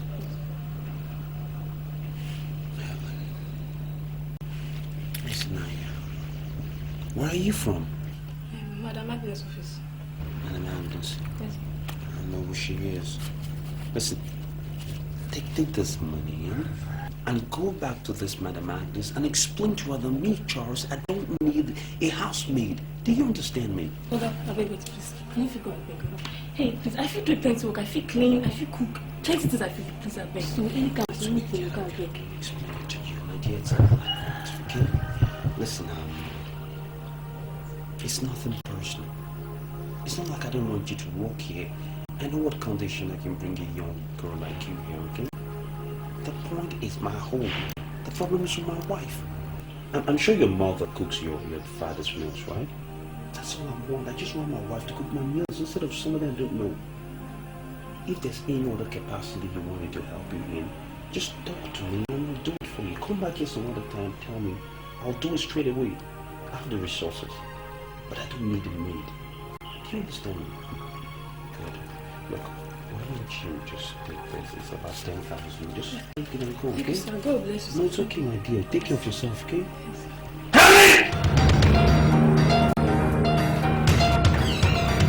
I'm hungry. Go to the kitchen and fix me something to eat now. Oh, don't worry. The food will soon be ready. The maids are preparing it. Helen, get your lazy ass up from that bed and go get me something to eat in the kitchen now. Why are you shouting at me? I said the maids are already fixing it. It will soon be ready. What did I tell you in this house about maids, Helen? Oh, please, Charles. Food is food. Doesn't matter who prepares it. And let me tell you something. I'm married to you and not a maid. And as long as I live, and as long as I'm your husband, my wife will prepare my meals. Now, I've sent all the maids back in. I want you to get your ass up there and go get me something to eat right now. Look, I've just had enough, Charles. I have had enough. If you've sent the maids out, then I'm sorry. You'll have to go to bed on an empty stomach. Helen, get your ass up and go get me something to eat. Charles, please, excuse me.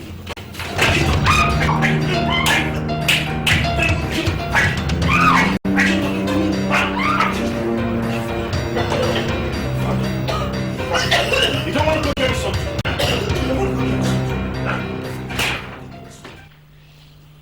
Hey.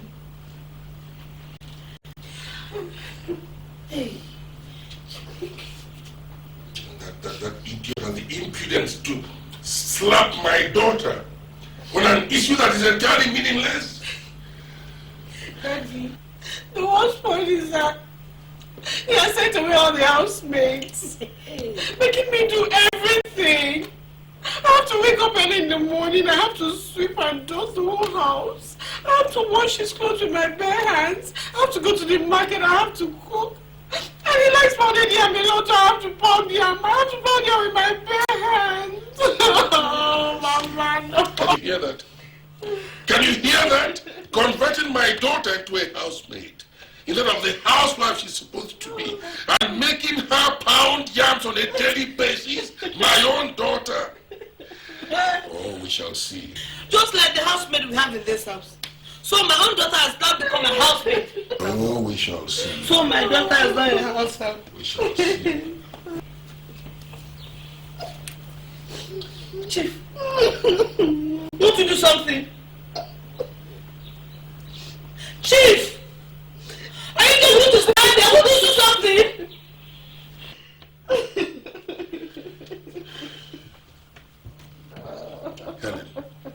Helen! Come on, let's go. I'm going to deal with your husband once and for all. Come on, let's go. Let's go and see him. What I'm going to come along. Once and for all. I will come along. Stay back and mind the house. Helen, come on. Come on, let's go. Your father will teach him. He will teach him, listen. We'll deal with your husband once and for all.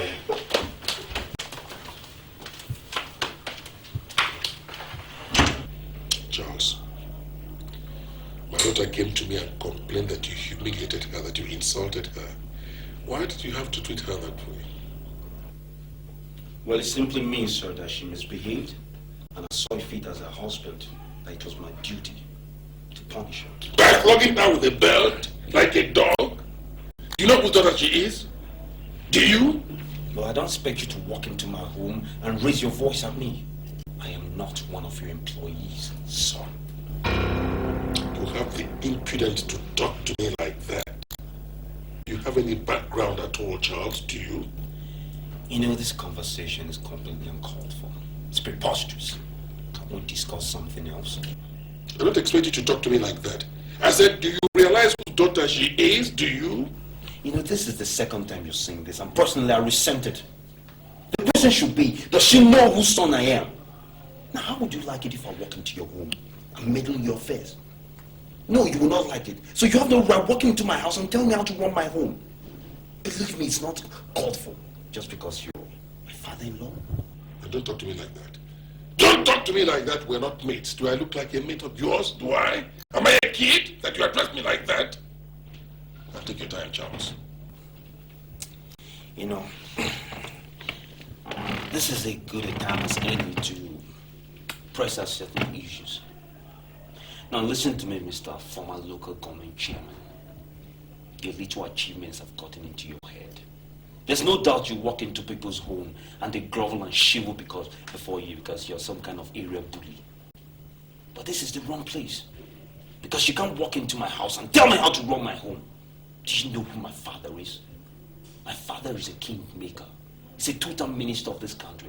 I'm presently the ambassador to Spain. Which means you're just another small fish swimming in a sea full of sharks. It also means with one phone call, I can reduce you to another beggar in the streets. I'll make myself crystal clear, sir. Have you finished? Of course I have. Now let me warn you. Let me warn you for the very last time, if my daughter... Let me warn you! You have no right to walk into my house, pointing a stupid stick at me with your stupid daughter and telling her how to run my home. I am a man, for Christ's sake. You talking to me? Yes, I am talking to you. It is time I warn you. Because if this bullshit to repeat itself, you and your stupid daughter will be thrown out of my house like that. And don't you ever walk in here and point that stupid stick at me in front of your stupid daughter and tell me how to run my home. So don't you ever come here and point that stick at me. I'm sure you know people now. You can see your former local government chairman of the father around.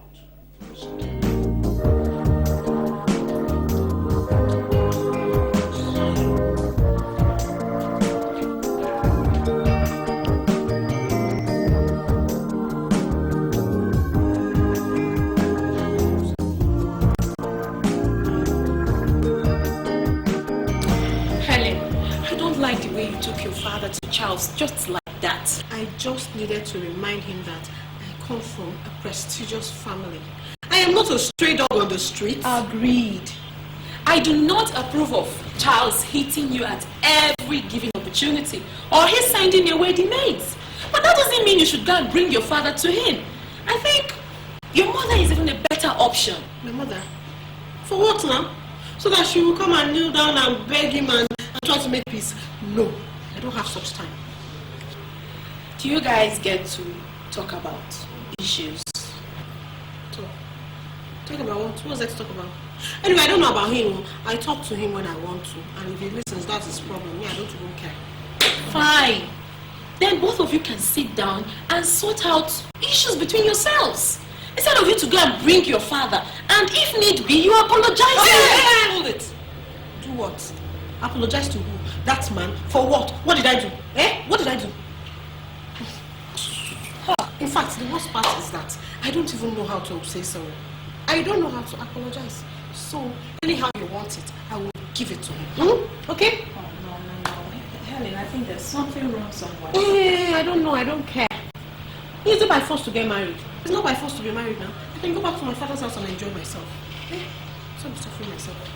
Anyway, please, my friend. I came to your house to see you and enjoy myself, not for marriage counseling. So please, could you go and get me something to eat? I am hungry. I don't have food at home and I cannot cook for that man. Okay. My mistake. I'm sorry. What would you like to say?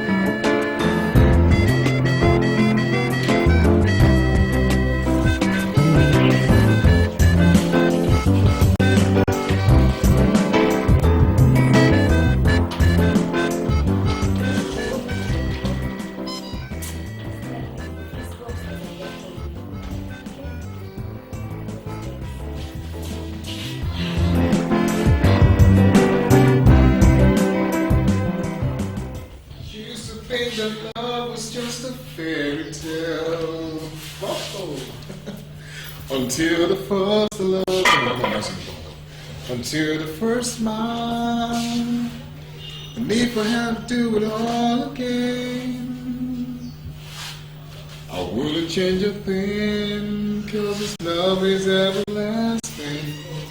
Suddenly, guess what, honey? What? You know the contract, the construction contract they're owing me for? They have paid me all my money in full. And they've also awarded me another contract as compensation. Really? Oh, thank God. Thank God. No wonder you're celebrating. Honey, that's not the surprise of the reason why I'm celebrating. Another surprise? Come on, honey, sit down, sit down, sit down. Sweetheart, you know I was nobody before we got married. I mean, it was dark days. But just take a look around. I have a lovely son, a beautiful house, and also a car of my own.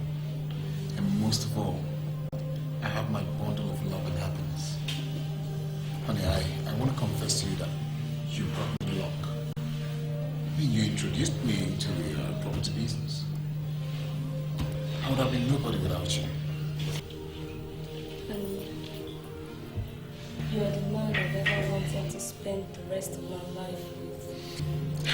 Sweetheart, I've been thinking of several ways to say thank you. So, I got you this. What? Just a token. You know I hate surprises. Just open it. I know you like this one. Ta-da! What? Honey, you got me a car. Oh, come on, honey. It's just a small one. You know cars are very expensive these days. You shouldn't have gone this far. Honey, I love you.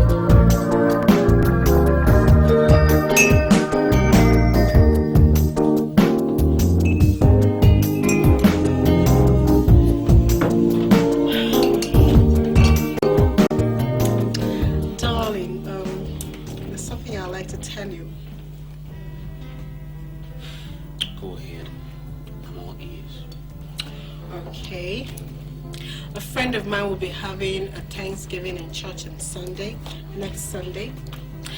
And I would like to buy some new things for the occasion. I would like to buy new lace. There's this beautiful lace in the market now. It's the latest. It is so fine. And there's this, yeah. And I'll need to buy a shoe and bag to match. And of course, I have to buy a new set of jewelry. You know, most of the ones I have, they're all, you know, old-fashioned. They're no longer in vogue. So I need to buy something that's current, something that's in vogue that will really make them blow their minds. You're excited? Oh, okay, anyway. And I'll need some money for it. I'll be needing about, let's see, how much can I manage? About 450,000 naira. What do you be needing that kind of money for? Besides, what happened to all the clothes in your wardrobe? What are you going to do with it? Baby, look, I've worn all those clothes once, and you don't expect me to repeat any clothes to any occasion. I mean, what will people think? I don't really think about what people will think. People can think what they want, okay? People don't think for me. But just why is it that every time I have a financial commitment or every time I ask for money, you just flare up and get into a temper like that? Why? Probably because I don't approve of your reckless, irresponsible spending. My spending is reckless and irresponsible? Is that what you're saying? When was the last time you took me on a trip abroad like our other family friends do? When was the last time you took me on a shopping spree or even bought me something really nice and expensive? When? But I see how much you spend on your sisters and so-called relations or whatever. And yet, when it's my turn, when I have a financial obligation and you have to give me money, you just flare up and go into a rage and get into a temper. You know, I really don't have to listen to this bullshit. I've work to do. I'm under a lot of pressure now. You know what, Charles? You're very stingy. God, Charles, if I had known you were this stingy, I didn't bargain for this at all. I did not bargain for this. You're very, very stingy. You know, I made this money long before you walked into my life. Long before I married you. Now, as to how I made this money is inconsequential to you. The suffering, the perseverance I had to go through to be a made man, it's nothing. All you want to do is jump into the boat and squander all the money to the last kobo. Now, if you think I'm going to just sit back and allow you to do that to me, you're sadly, pathetically mistaken. Do you understand me, my dear? Now, I really do have work to do. Have work to do? And one more thing, Helen, I need to ask you something. Helen, how much do you make in a month? I have things to do. I have a company to run and I really must run. Oh, you're walking away. You asked me how much I make in a month. You sit down there and ask me how much I make in a month. I have work to do. Play with yourself. You see, that's it. That's it. If you want me to care about myself, give me money. I need to spend money. I need to go out shopping. How much do I make in a month? How much?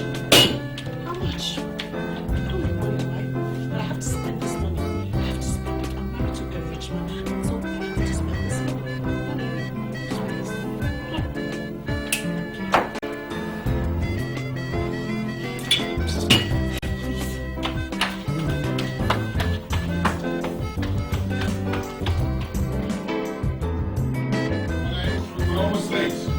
I'm almost due. Just a minor makeup and I'll be able to. Hurry up, please. Hurry up.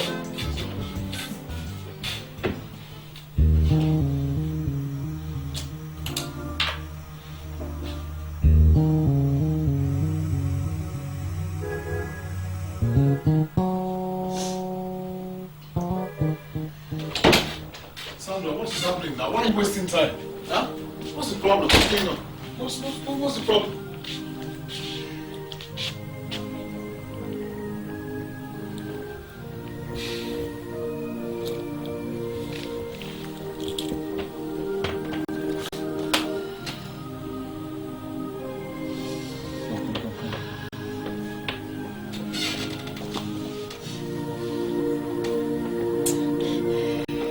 I understand how you feel.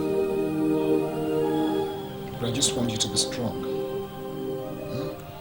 There are certain things you need to get out of your mind. With time, you're going to get over all these things. I can't. I just can't. I am bound to them in blood. And I feel them all the time. Especially my mother and my elder sister Helen. They don't even know who my son is. Or how I'm getting on with life. They may hate me, but I don't hate them. Look, James, I'm missing them. I mean, like I said before, I know how you feel. Okay? And I'm going to do something about it, I promise. But right now, you can see we're already late for the occasion. So let's just get going. I promise you I'll handle the situation when we get back, okay? Let's go, let's go. You don't need to, your makeup is okay. Where's my mom?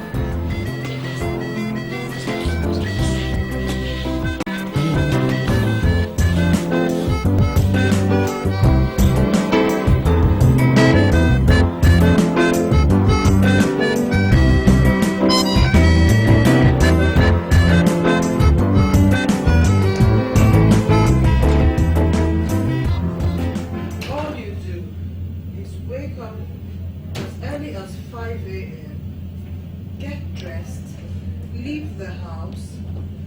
open after midnight, as if you're still a bachelor. And yet the business community is fast-paced. One has to keep up with it.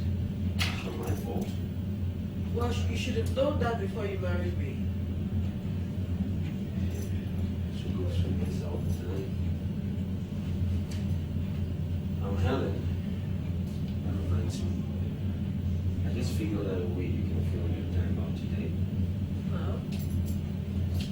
Uncle Thomas' wife traveled to London. He needs somebody. And he needs somebody that will help him with the kids. Yeah. So I want you to go over there for maybe a day or two. You help out with the kids while he is busy at the office. Yeah. So what am I? A nanny? That's my uncle I'm talking about here. Yeah, that's exactly what I do. I mean, I said, what do you think I am? A maid or a nanny? You will go over to Uncle Thomas' house and help out with the kids. And I said I would. Period. I'm giving you instructions as my husband. You will go to Uncle Thomas' house today and take care of those kids. Because there's nobody to take care of those kids. Do you understand me? You're right. Fine. Like I care. And don't do it. Okay?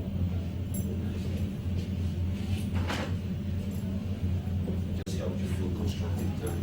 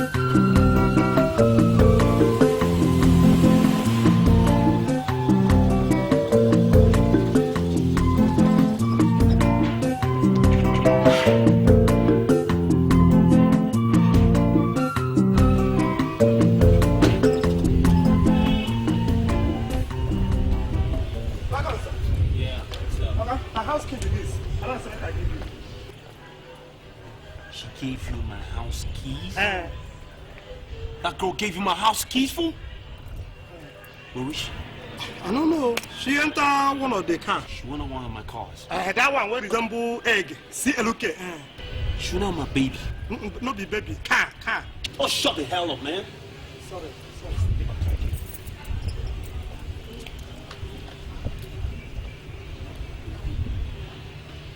This girl went on my baby.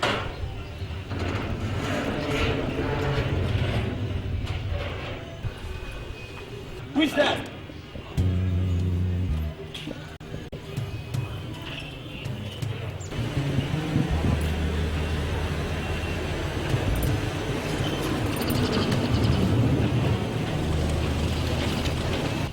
What in heaven's name am I supposed to call this? Hi, darling. It's not early.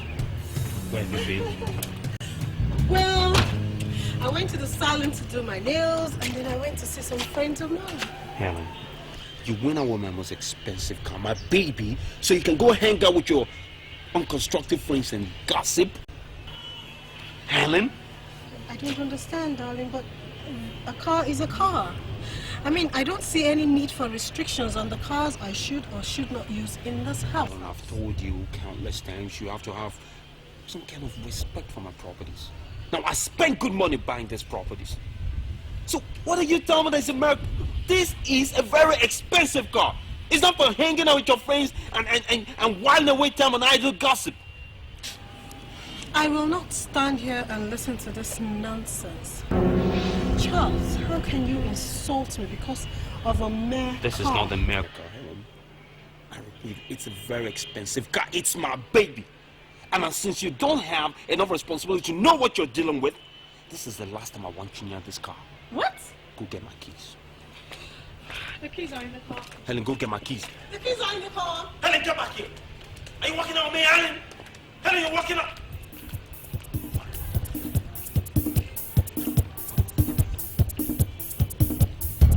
Helen, get back.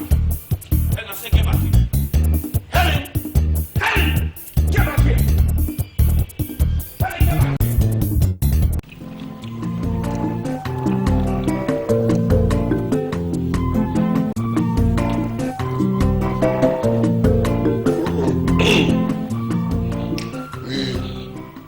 decided to humiliate you, huh?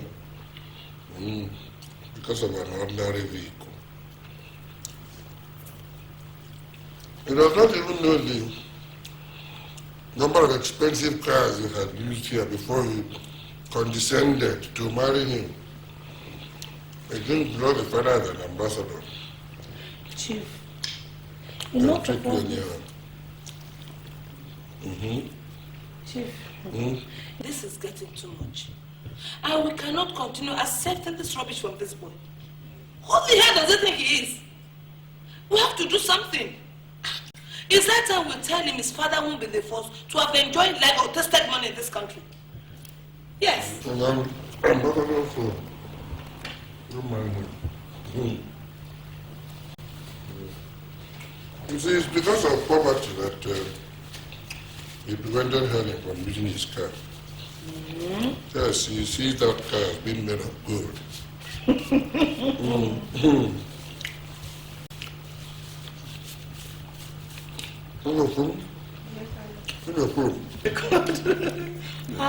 Chief.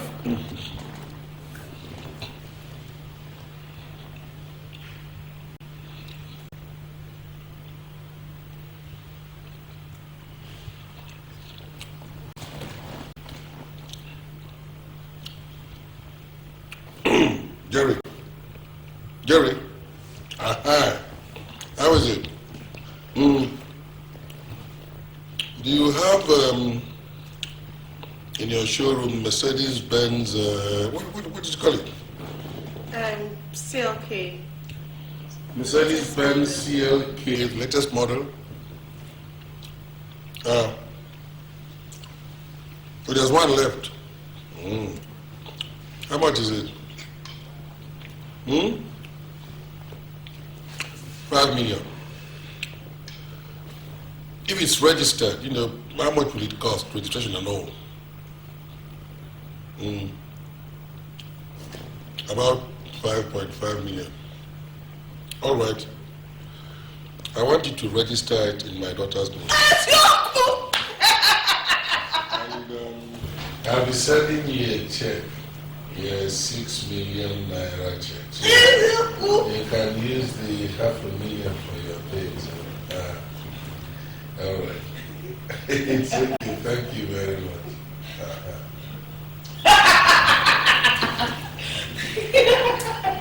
Hello? Yeah. Manager. I didn't really expect that you'd still be in the office. This is where you go for lunch. I want you to make me a draft for 6 million naira. You can. Okay, make it the name of Jerry Goldfinger Motors. I would have wanted to come and take the draft myself, but I'm tired. I want to relax properly. I've been running around. So, can you bring it down to me? Yes, you can. Thank you very much. Thank you. If you make it fast enough, you'll join me in the little relaxation I'm having here. What about your wife? I hope she's not pregnant again. Give her a break. She had twins last time, you know, give her a break. That's right. Thank you very much. I appreciate it. Thank you.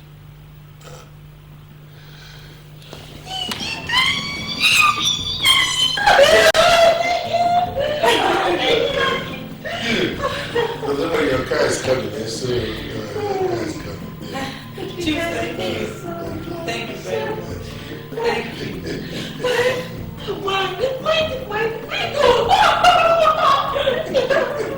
You know, these young men, you see, they think that the moment they buy a car, if you know, it's okay, it's what you see, and you're concerned to deal with little people. They want to show you that their fathers are ambassadors. Oh my God, thank you, Chief. And that stupid boy will now see my daughter driving in the same type of vehicle. The car that he regards as heaven. It's all right. I mean, you see, if you're poor in spirit and in circumstances, that's where you're going to be. That's not a surprise. Yeah,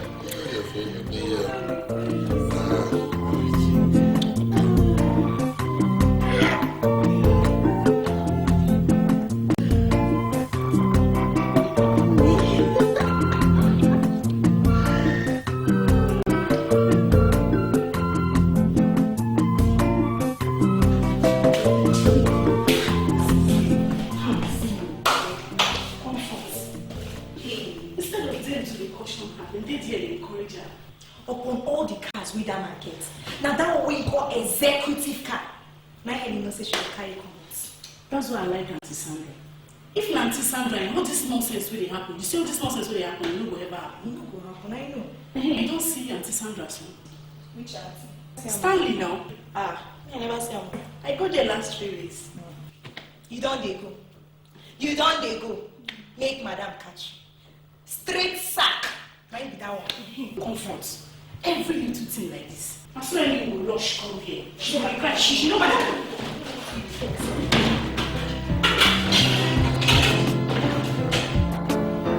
Yeah, okay, listen, the stock market, as I raised yesterday, I have an agent and was working things out for me. But as I'm fixing a particular price at which you can buy, it's not very clear yet. And I have to get all the information. I will know the price market, know what I'm bargaining for, to start buying. It's a little bit premature to buy right now. That's just what I'm saying, just. It's premature to buy. Take it from me. I'm an expert in this. I'm Johnson, hang on, buddy. I'll get back to you. Yes, ma'am. I know it's important. I'll get back to you sometime. I'll get back to you. I promise. Just a minute.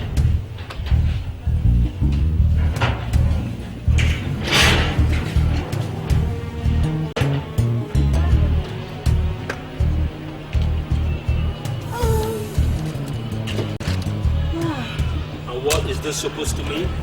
Oh, honey pie. Don't you just love this car? Well, since you wouldn't allow me to use yours, Daddy bought me this one. Your daddy bought you this car. Mm-hmm. Let me understand this. You and I, Helen, had a quarrel as regards your lack of decorum with my properties, and you run to your ignorant father to buy you a car to belittle me? Is that it? Oh, don't be jealous, honey pie. This is just a gift from Daddy. From Daddy? Do you know with one phone call, my father can fill this whole place with cars? But that's not the point. I personally can afford any car I wish for in this world. It's an independent gesture. Look, the point was to get you to be recalcitrant as regards what happened the last time. But obviously you're not. You run to your ignorant father so that both of you can belittle me in my own house. Helen, return this car this moment. It is not possible, period. Helen, in that case, you're going to go back to your father. Your father will marry you, he will sleep with you, he can buy you any present he wants. I don't want you in this house. Because this is my house, I'm going to run it as I see fit. And if I say this car will not stay here, this car will not stay here, and you, my wife, will not stay here. Well, darling, this car will stay in this compound, and I will stay in this house, period. Return this car to wherever it came from, or I'll burn it down. Oh, Charles, you wouldn't dare. You know how much this car costs? Helen, you're daring me? Helen, you're daring me? You're daring me, Helen? Give me a minute. Madam, now your husband. Stay out of here! Get out of here!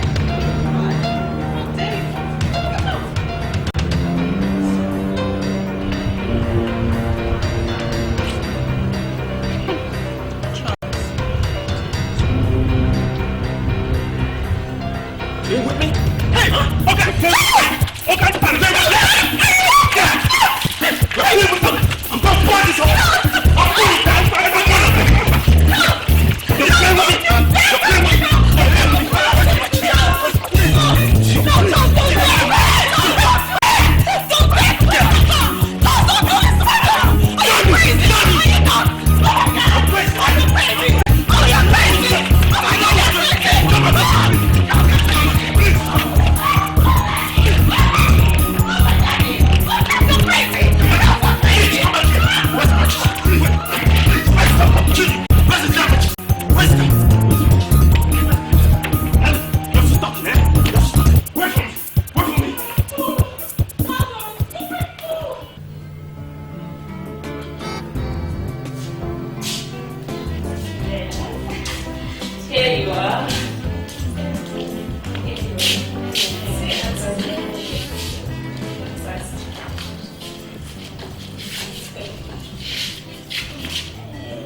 Thank you.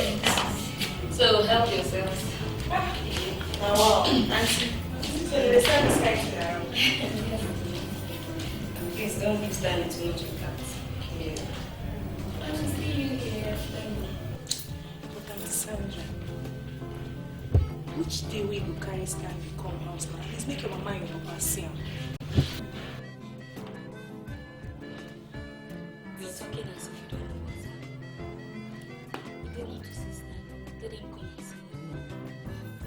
Auntie Sandra, the main story with the house now, Auntie Helen. What about her? I hear she's now in London, or it is Spain with her billionaire husband. London and Spain. London call Spain. The only place where Auntie Helen they travel to na Hellfire. What's the meaning of that? Every day. There's also one fight of the other with her husband. Then of course, that's if she come and you go see the wound all over her body. Papa and Mama, they go always support her, nothing else. Helen, Auntie Sandra, make you try see Auntie Helen. Make you talk to her, make you advise her. Whether her head will come down small. She just take care herself for that marriage. And the man where she can't go marry herself, na madman. Auntie Sandra, you need to see this man. You don't need anybody to tell you say this man no done for them. You know, talking to Helen or even seeing her will not be that easy. You know her now. Her arrogance will not allow her listen to me because of her assumed class. I don't need to tell you about her. Auntie Sandra, you know Auntie Helen and your sister. Make you try to see her. Talk to her. She dey die inside Belle. If she wants to see me, let her come see me. Finish up your ice cream so I start going. You know my mother now. I don't have to start wondering where you're going to. Excuse me, let me ease myself. And please, you don't understand that. I don't want you to have anything because of sugar.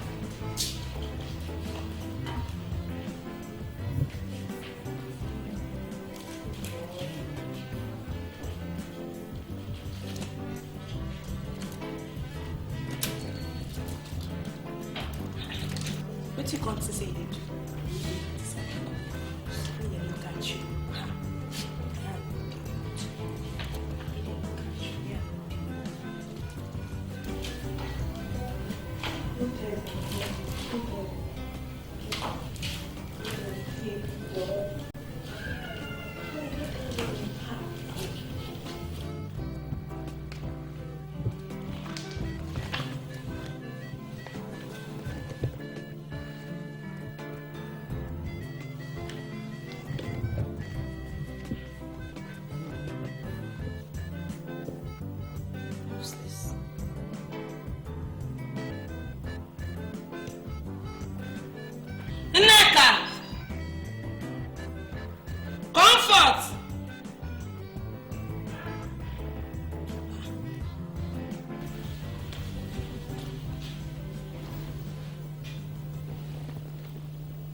What's this picture?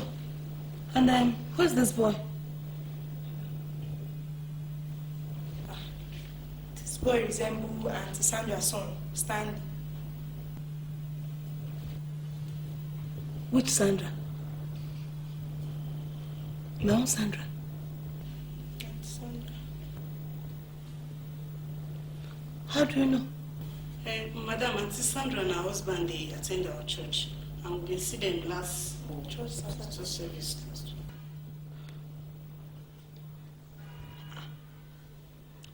How did the picture get to this house?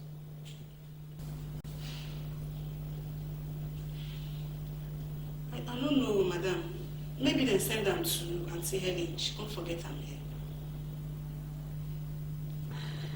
You can both leave. Thank you.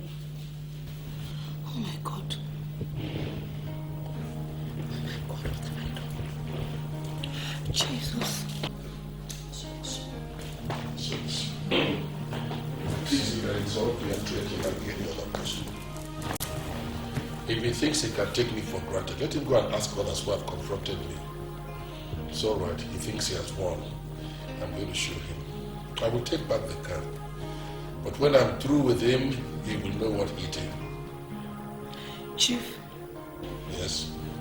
Please look at this picture. I have no time for any photograph. That boy Charles has stuck his finger into my eye. And he thinks he can get away with it. He doesn't know who I am.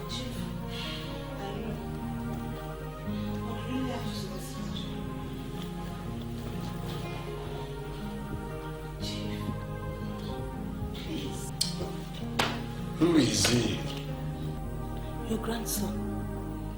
What do you mean, my grandson? I said, who is he? Sandra's son. Sandra's son. Yes. You're not your grandfather, Chief. Yeah. Sandra's son. I see. He looks like his mother. How can a kid like Charles treat me like this? Me? Alright? By the time I am through dealing with him, he will know who I am.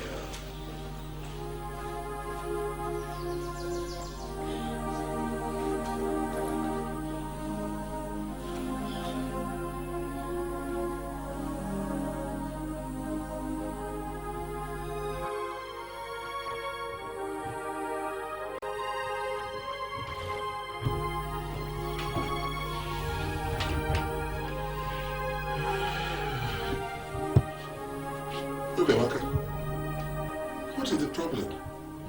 You are looking as if you have a funeral to attend. Chief, I'm ashamed of myself. Why?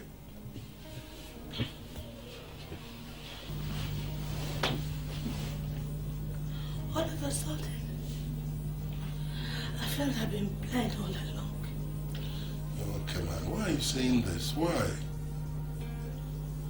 God, I'm a sinner. We are all sinners. You are an exception. He's only a fool that would declare war against his own grandchildren. What are you talking about? Chief, I have a grandson like this. I never knew.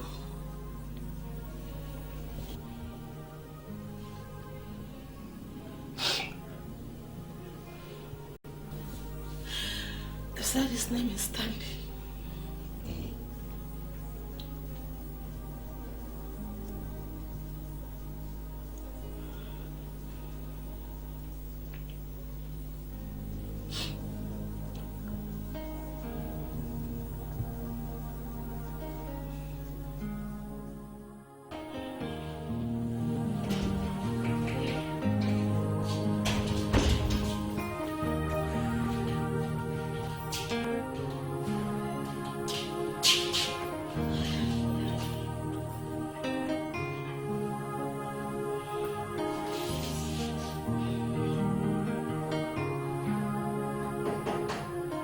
Yes, going.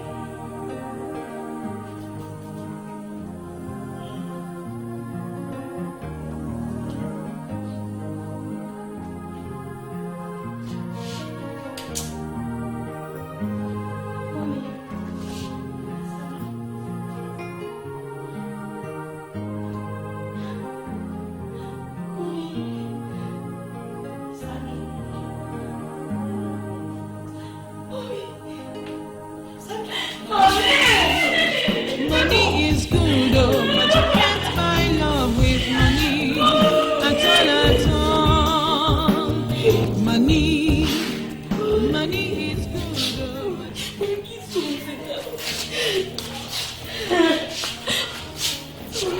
Where's Daddy? Where's Ellie? Are they okay? Mommy, I missed you.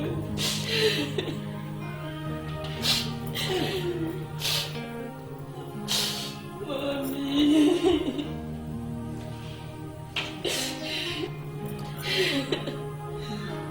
Mommy. Mommy.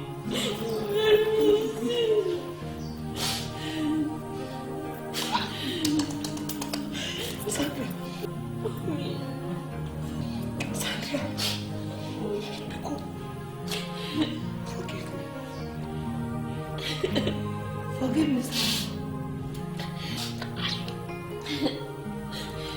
never hated you. I wanted the best for you. And all I was doing, I thought I was doing good. Forgive me because... You know I love you. It's okay. I don't have anything against you. So, mommy, what do I get for you? Let me cook for you. We have some drinks in the fridge. What do you want me to get for you? I don't want like this. I'm not hungry. Why? What I want is forgiveness. Like I said, I don't have anything against you. It's okay. Oh, mommy, please. I hope you're not going, because you're going to stay here with me. You want me to stay? Yes, mommy, please. Stay with you? Yes, mommy. No! Mommy!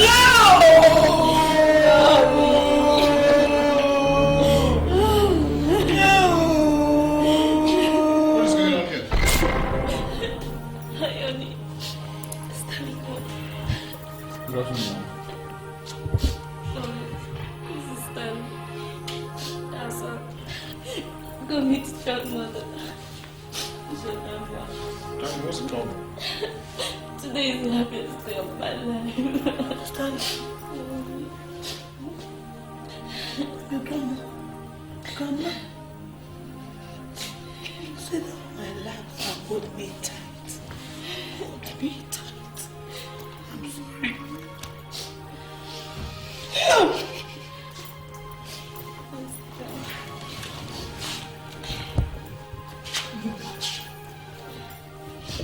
James, forgive me.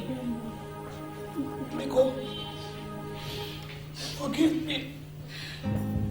Sorry, Mama. Sorry. It's okay. Sit down. Thank you. Thank you. Thank you. Have you offered anything? She said if she doesn't want anything, but I'll get something. Mama, how is everybody at home? Everybody's fine. Yes, Papa.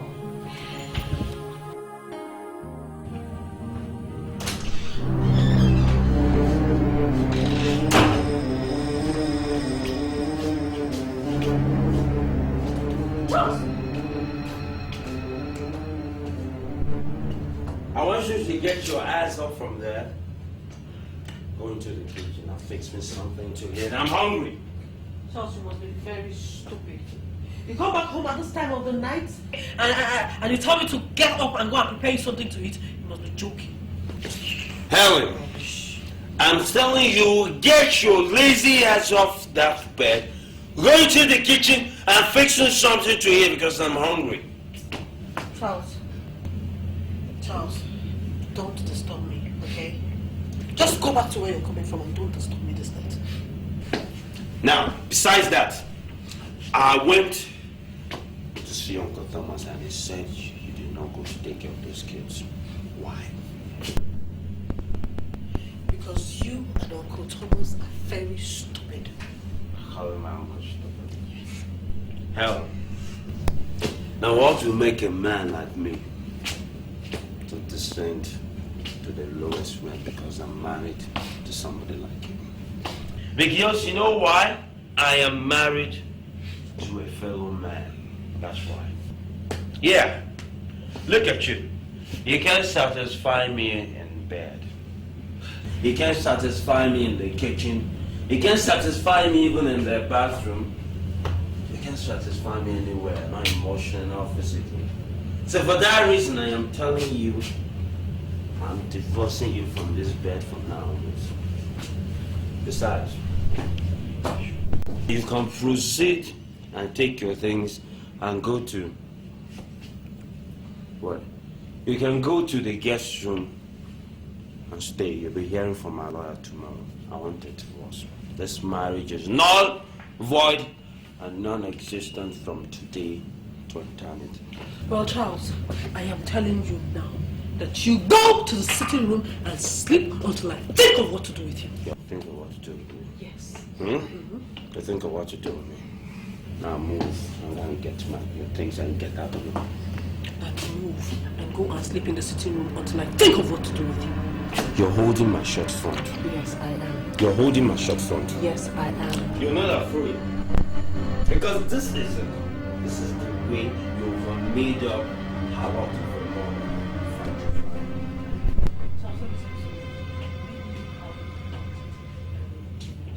Okay? Move on and get your things. I said move and go to the sitting room. Stop daring me! Go and get your things and leave this room right now, or your parents will not recognize what I am going to do with your face. And I'm telling you, Charles, that you should go to the sitting room right now, or else by the time I'm through with destroying you, only death will be the best solution. You're threatening me. I am not threatening you, I am telling you. You are threatening me. You're threatening me! You're threatening me! You're I'll kill you! I'll kill you! You don't know what you're missing yet. I'm going to kill you! I'll rip out the thing! You're dead! Come on! I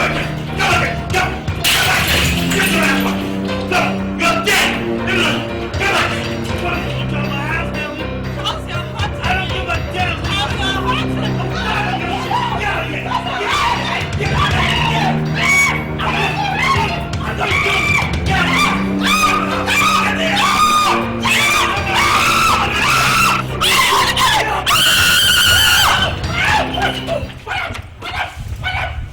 You Captain!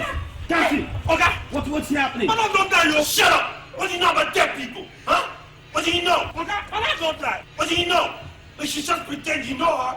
Just, hey, John! Hey! Leave her there! Leave her there! I'm gonna fight you on me there! I'm not gonna die, I'm not gonna. Hey! Madam, please, man. What? You don't die, Madam, open your eyes now. Hey! Are you sure? I'm not gonna die, yo. Hey, don't back! Just hold it. Hey! Madam, open your eyes now. Hey! What the hell are you talking about? She's not gonna shut up that long. I'm not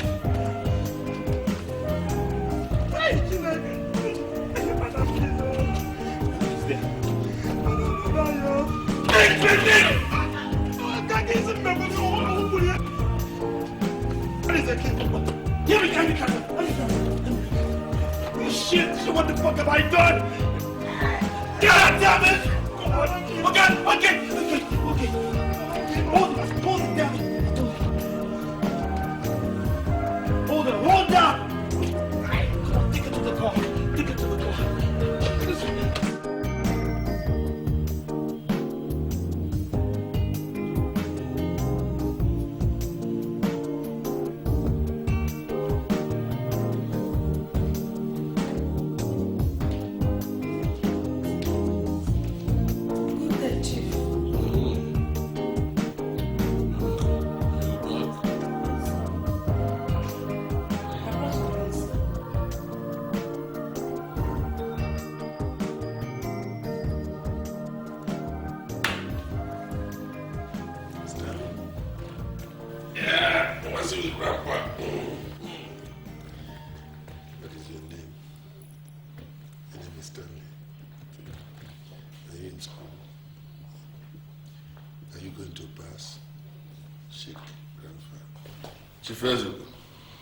Good day. Welcome. Sit down.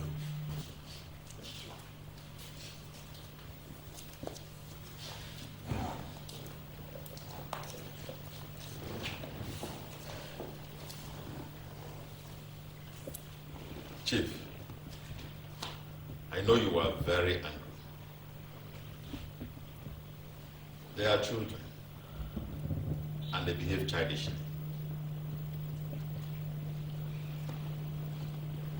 Our adage says, if a man beats his child with the right hand, he brings him home with the left hand. They made a mistake, and I believe they've learned from their mistakes. Please, you are a father. Be a father. Forgive them.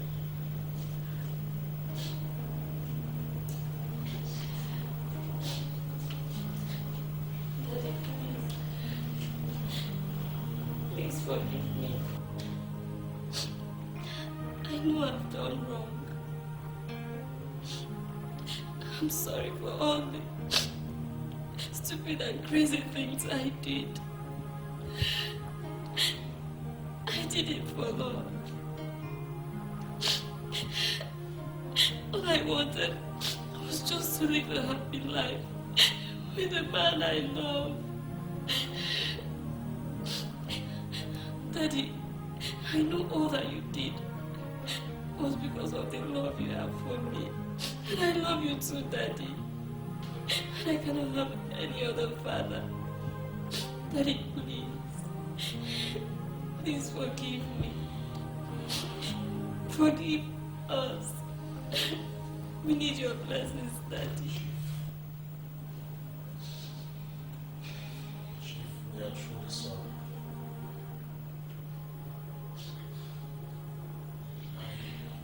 I came to ask for your forgiveness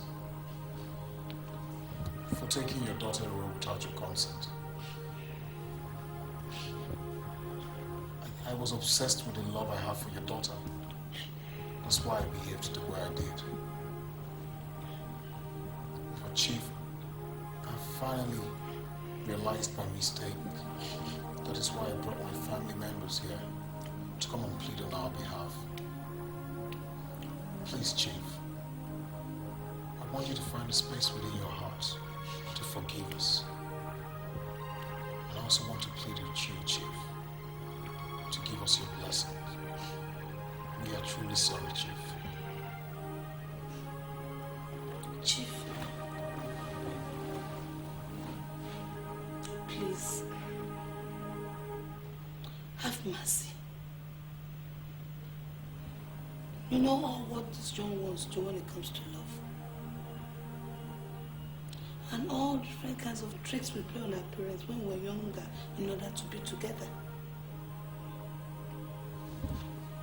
Biko, show mercy. Forgive them. They have come for your blessing. Please forgive them and bless them.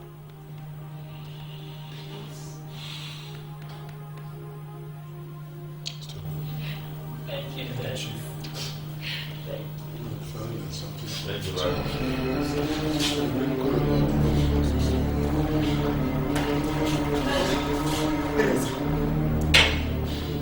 What happened? Madam Helen, we rush her to hospital. What? Oga Madam the fight. Oga told Madam Helen to on the ground. What? Instead of help Oga carry and go to hospital. Helen, my daughter. Which hospital? Brown, what they recruit.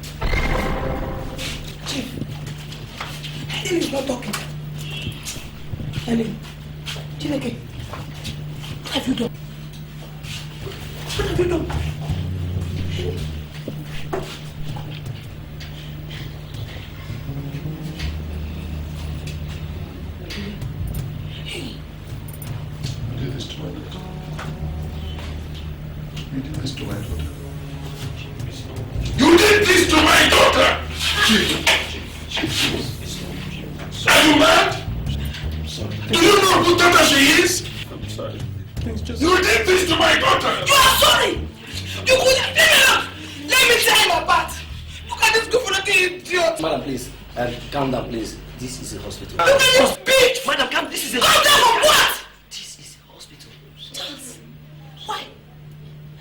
Why did you do this? I'm sorry. Things just got out of hand. I didn't know what I was doing. I'm sorry. Oh my God. Look at my daughter. I'm sorry. Things just got Look at my daughter. Can't even recognize me. Madam, you see, let's think about your daughter that is unconscious. Tearing my apart will not solve the problem we have here. Doctor, If you don't want me to bring this building down, get this man out of here. Doctor, I can't leave. What? She's my wife, doctor. I have to speak with her. I can't live in this condition. I said I don't want this man here. Get him out, or I destroy this building. It's okay, Chief. Calm down, please. Please, okay. Mr. Charles, we have to leave now. I'm begging you. I'm begging you. I don't want to live like this. Get out. It's okay, everybody. Mr. Charles, you have to leave. Please, please. For the sake of peace, please. You can come back later. Doctor, Mr. please, Charles, I'm going to kill you. please. Okay, I'll go. This way. I'll go. I'm sorry, I'll go. This way. Chief, please. I'm sorry. I'm sorry.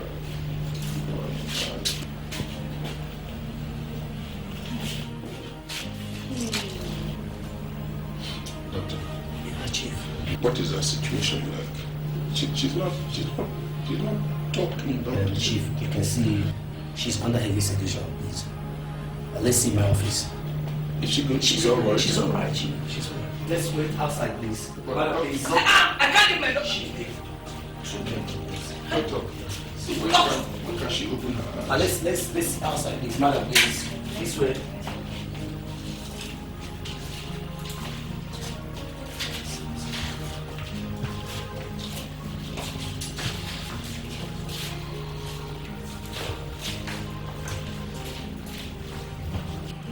It was terrible, Dad. It's best to imagine and never experienced. I'm so shocked. I must say, Charles, that you are a big disappointment. But Dad, I was trying to... Don't interrupt me when I'm talking to you. I'm sorry, Dad. No matter what she must have done, you shouldn't have been so stupid as to throw her down the stairs. The real man is one who is able to control his emotions, no matter how intense the pressure is.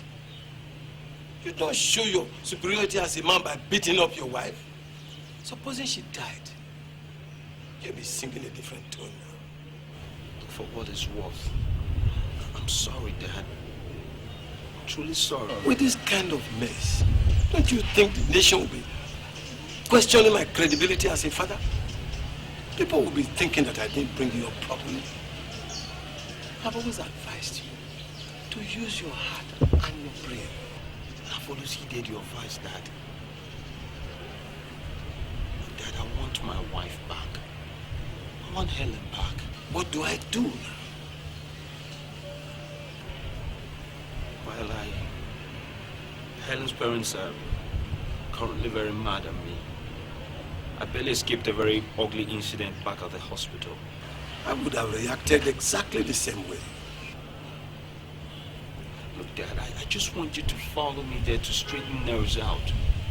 I know Helen's dad has enormous respect for you.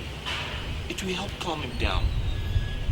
Look, Dad, you know I'm slow at asking for favors. But I come to you as a child to a father. I've made this mistake. You've always told me that every man deserves a second chance. Help me bring my wife back. And I'll act accordingly as a man should. I promise you. Okay.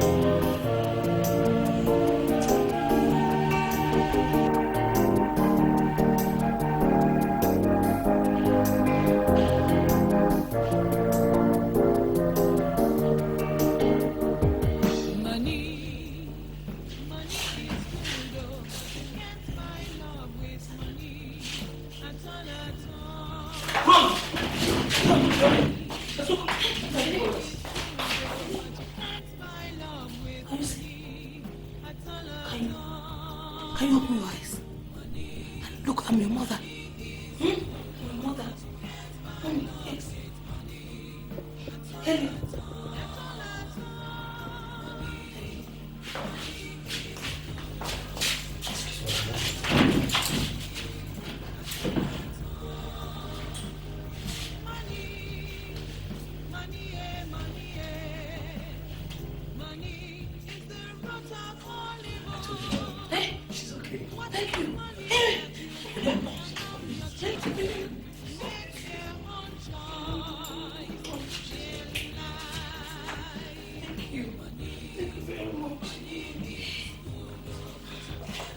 Chief.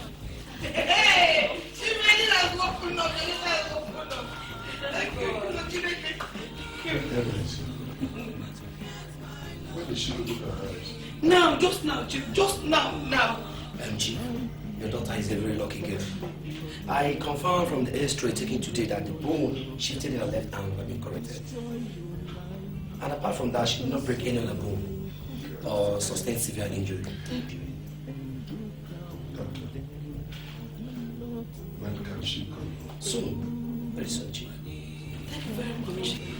You're welcome.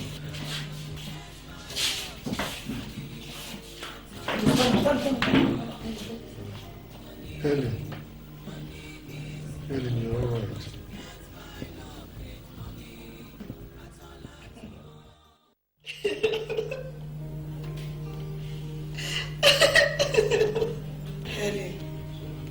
Helen, I've told you, stop crying. Why would I cry? Tell me. Why would I cry? Look at me. Just look at me. Look at what I've done to myself. Because of my stupidity and arrogance. That's going to become of me. It's going to become of me. It's all right, Helen. Wipe your tears and stop blaming yourself. It's not your fault. And the fault of that rascal you call your husband. I mean, he's responsible for all this. No, Daddy, no. It's my fault. I caused it. No right thinking about what tolerate all the rubbish I have to choose. No right thinking about all the insults, all the nagging. I destroyed my own myself. No. I destroyed my own myself.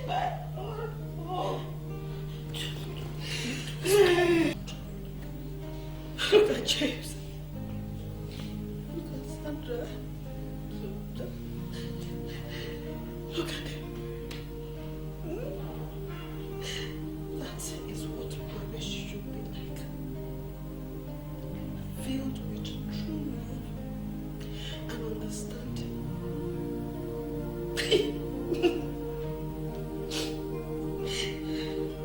Just was only trying to domesticate me. He was loving me and trying to domesticate me, but I was too wild. I was too wild.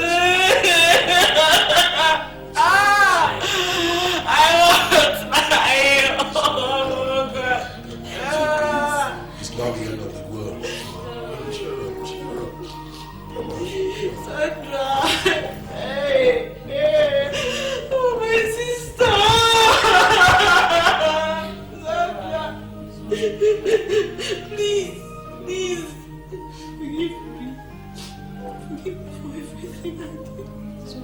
Forgive me, I'm so sorry. I'm so sorry. Henny, stop. Please.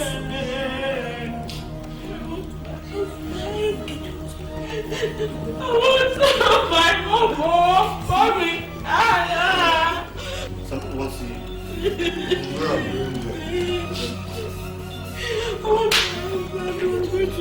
want to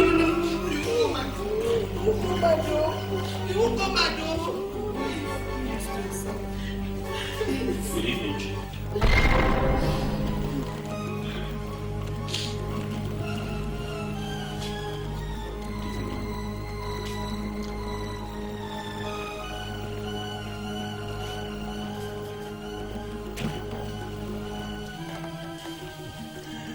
Chief Ezugo, you won't even ask me to sit down. Sit down.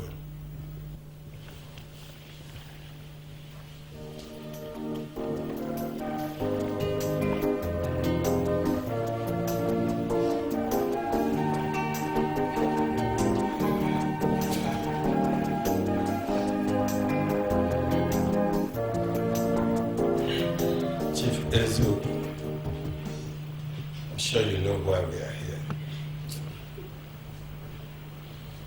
here. My boy made a mistake. And I have come to rectify. Rectify what? Rectify what? Your son threw my own daughter from a building. That's what you have come to rectify. If you had died, what would you have done? Come to rectify. But thank God, she didn't die.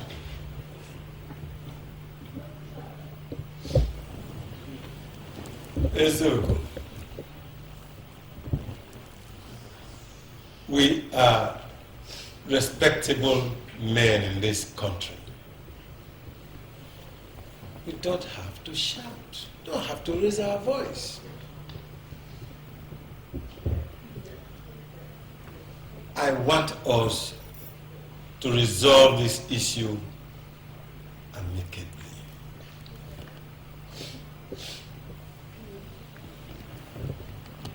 Realization of a mistake made is a step in the right direction.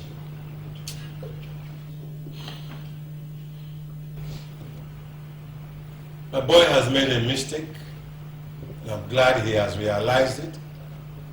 Or else, I won't be here.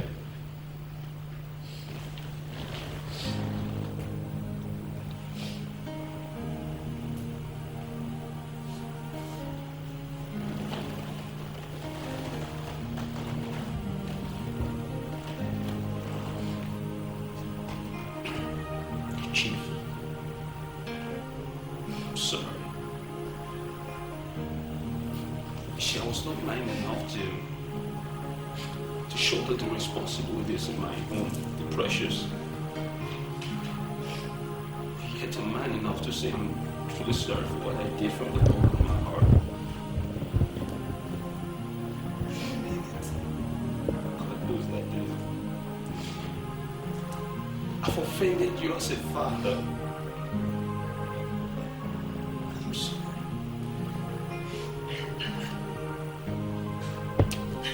I'm not the one who should be asking for forgiveness. We did not throw me from the building. But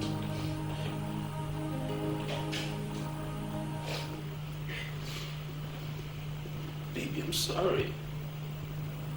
I'm so sorry. I don't know what came over me. I love you. I love you so much, but I just allowed anger to rule my decision and affect my judgment, and I'm really sorry. I kneel here in front of everybody, and I vow to you, as long as I live, I'll never raise my hand on you again. Please forgive me, I miss you. I want you to come home. I'm sorry. I'm sorry. Forgive me, I'm sorry. I'm sorry. I love you. I'm sorry.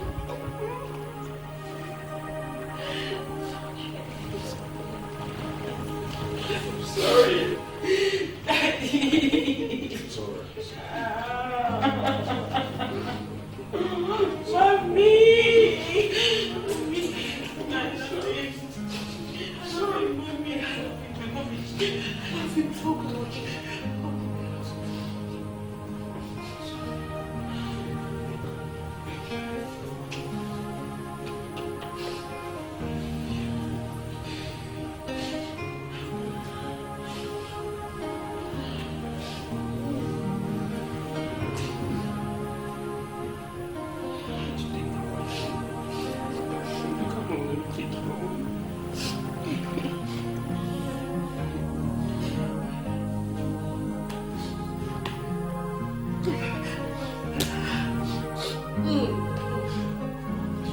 Thank you, Dad.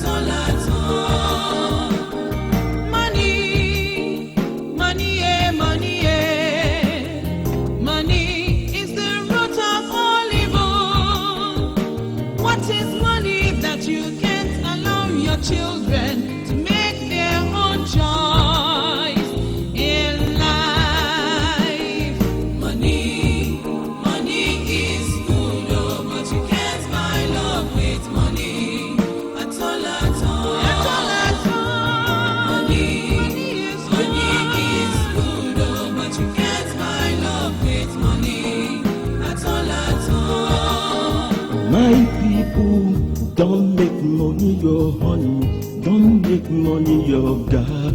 It can destroy your life. Because of money, you despise everybody and look down on them. You don't know tomorrow.